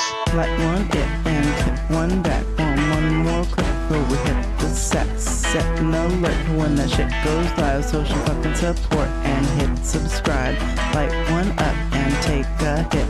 He does no harm, but he takes no shit. He's the last one standing when the ship is sinking. Let's take another rip for JustinFREAKIN. Light one up, tip one back. I'm JustinFREAKIN. Not high enough for this shit.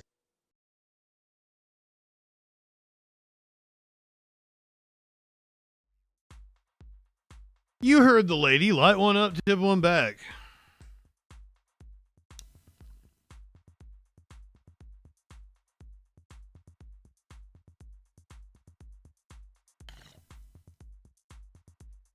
Poonages. Did I say that right? That's a fun name. Poonages. I need to pack another one. That barely had anything in it. I just went to the store today. Oh, is that the puppy in your avatar? Beautiful. I am smoking currently. It's this one.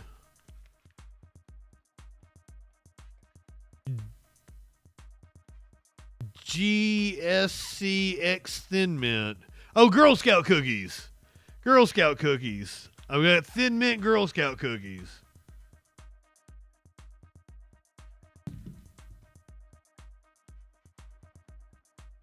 And they're like little tiny buds like this.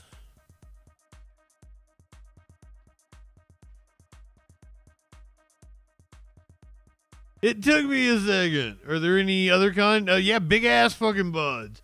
Usually when I go to this dispensary, but I bought the middle shelf this time. I didn't get the top shelf stuff. I got the middle shelf because I went in with $80. I'm looking at the menu. And it was like 70 for the exotic or 80 for the... It was 70 for 7 grams of the exotic. Is that what it was? 14 grams of the premium for 80. So I went with like the double the amount, you know? The exotic is... You do tell a difference because the exotic is really fucking good.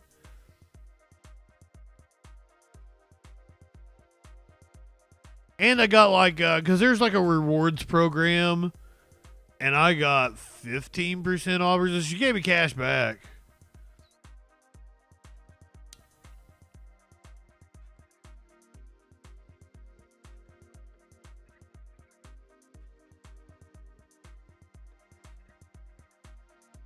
Casey, I've been in the medical place. And I've asked about the process. I've looked into it. And I might go about getting a medical. I want some of that, because the place I'm going to is like, it's like the iPhone store or whatever the fuck, you know? It's all sleek and shit. It's fucking cool. We go in the medical place, like it's hermaphroditically sealed, right? Like the door, and it smells all like it doesn't smell like pot in there. It smells like cleaner, and it's like a hospital. It's completely sanitized and shit. Are you trying to dox me, Vermont politics? I'm in Appalachia. I usually give a roundabout place. In the video it says I'm in Alabama. That was years ago. I'm in Appalachia. That's where I was born and raised. I was born in Kentucky. Went to school in Tennessee.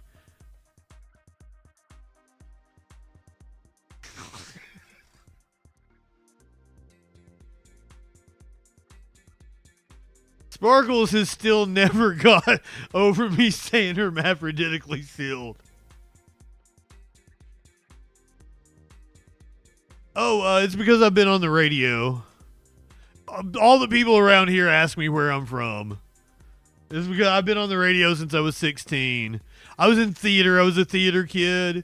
I actually had a role in a professional theater.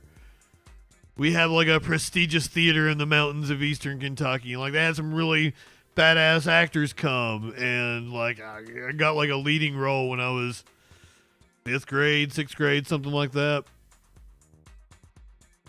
And one of the things that I had to do is I had to get rid of my accent. Like they were like, the accent is a problem. Yeah, a regional accent. I've spent most of my time on the East Coast. But that's the reason why I don't have the Southern drawl like other people. That's one of the things they made me get rid of when I was in the theater. It's just a little Southern twang. What's wild is there was this company on one of the freelancer sites I worked on.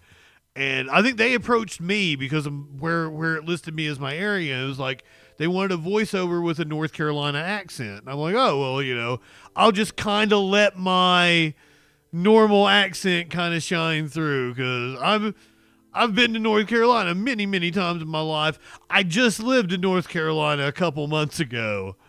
So I thought like, oh, I will nail this. And they said they hated my voice. They're like, we don't know what this accent is. Fair enough. I don't even fuck this clip of Chank and Jillian Michaels. I'm Xing it out. Carpe, good evening. Twitch people, stick with me. We're gonna listen to music. We're gonna listen to music and watch a police chase. We're gonna stick around for a little bit.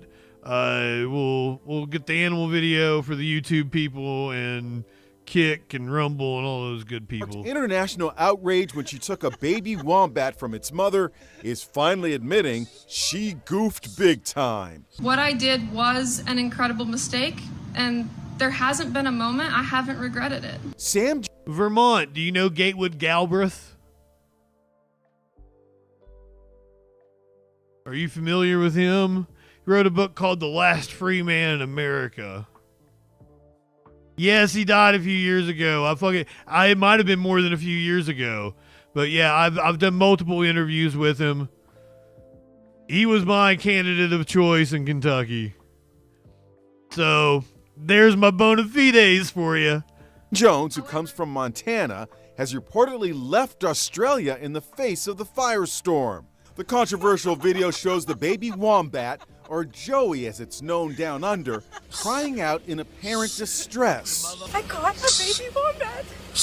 Mama's right there, and she is pissed. Jones returns the baby to the side of the road. I was concerned it may have been sick or injured, Jones says, and made a snap judgment to pick up the Joey and see if this was the case. I don't believe you. Quickly and immediately returned it to its mother. The wombat is a protected species down under, and Australians are expressing outrage. This is sickening behaviour. It's really distressing to look at that video. The Prime Minister of Australia even joined in the denunciation. But in a new video statement she addressed to the nation, Sam Jones says the government is being hypocritical because it allows wombats to be culled to help control their population. That's different. That is calling for my head is the one that spends millions of your tax dollars to mass slaughter native Australian animals. Jones was invited to appear on Australian TV, but bailed out at the last minute, sending this video statement instead. I think, frankly, it's pathetic. Ron McGill of Zoo Miami says he sure hopes this wildlife enthusiast has learned her lesson. The lesson here is do not go to someone else's house and mess with their national treasures. I caught a baby wombat. Wombats. I feel like she's not concerned for its safety or well-being there. She's not, oh, I thought it was sick. I don't believe her. I don't believe her at all. Baby wombat from its mother is finally admitting she goofed big time. What I did was an incredible mistake, and there hasn't been a moment I haven't regretted it. All aboard the toxic wombat train. Has reportedly left Australia in the face of the firestorm.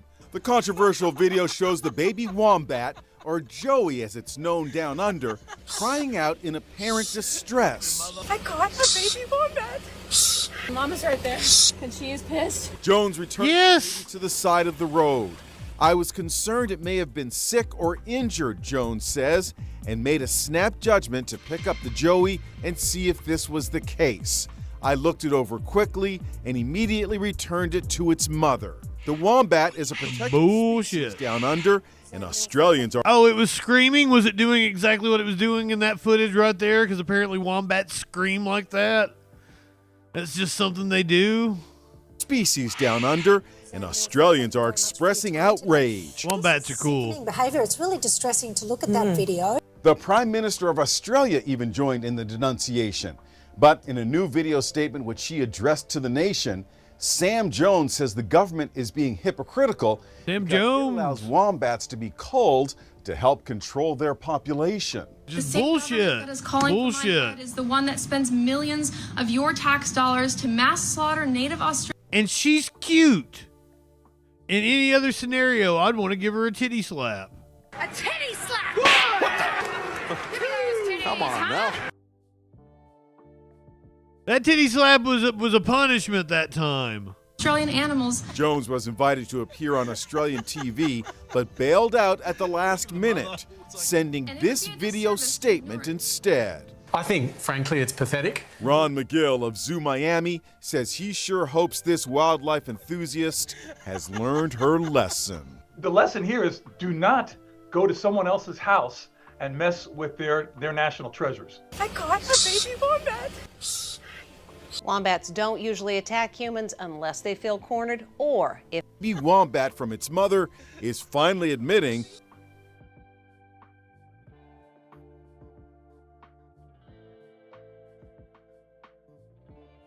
yeah, she's not a wildlife enthusiast. She's just a dumbass. What a cute little baby. All right, YouTube people, Kick, Rumble, podcast people, go ahead, light one up, tip one back. It's all right to have a little fun before you hit the sack. I'm JustinFREAKIN. See you tomorrow night on the Troll Patrol, live.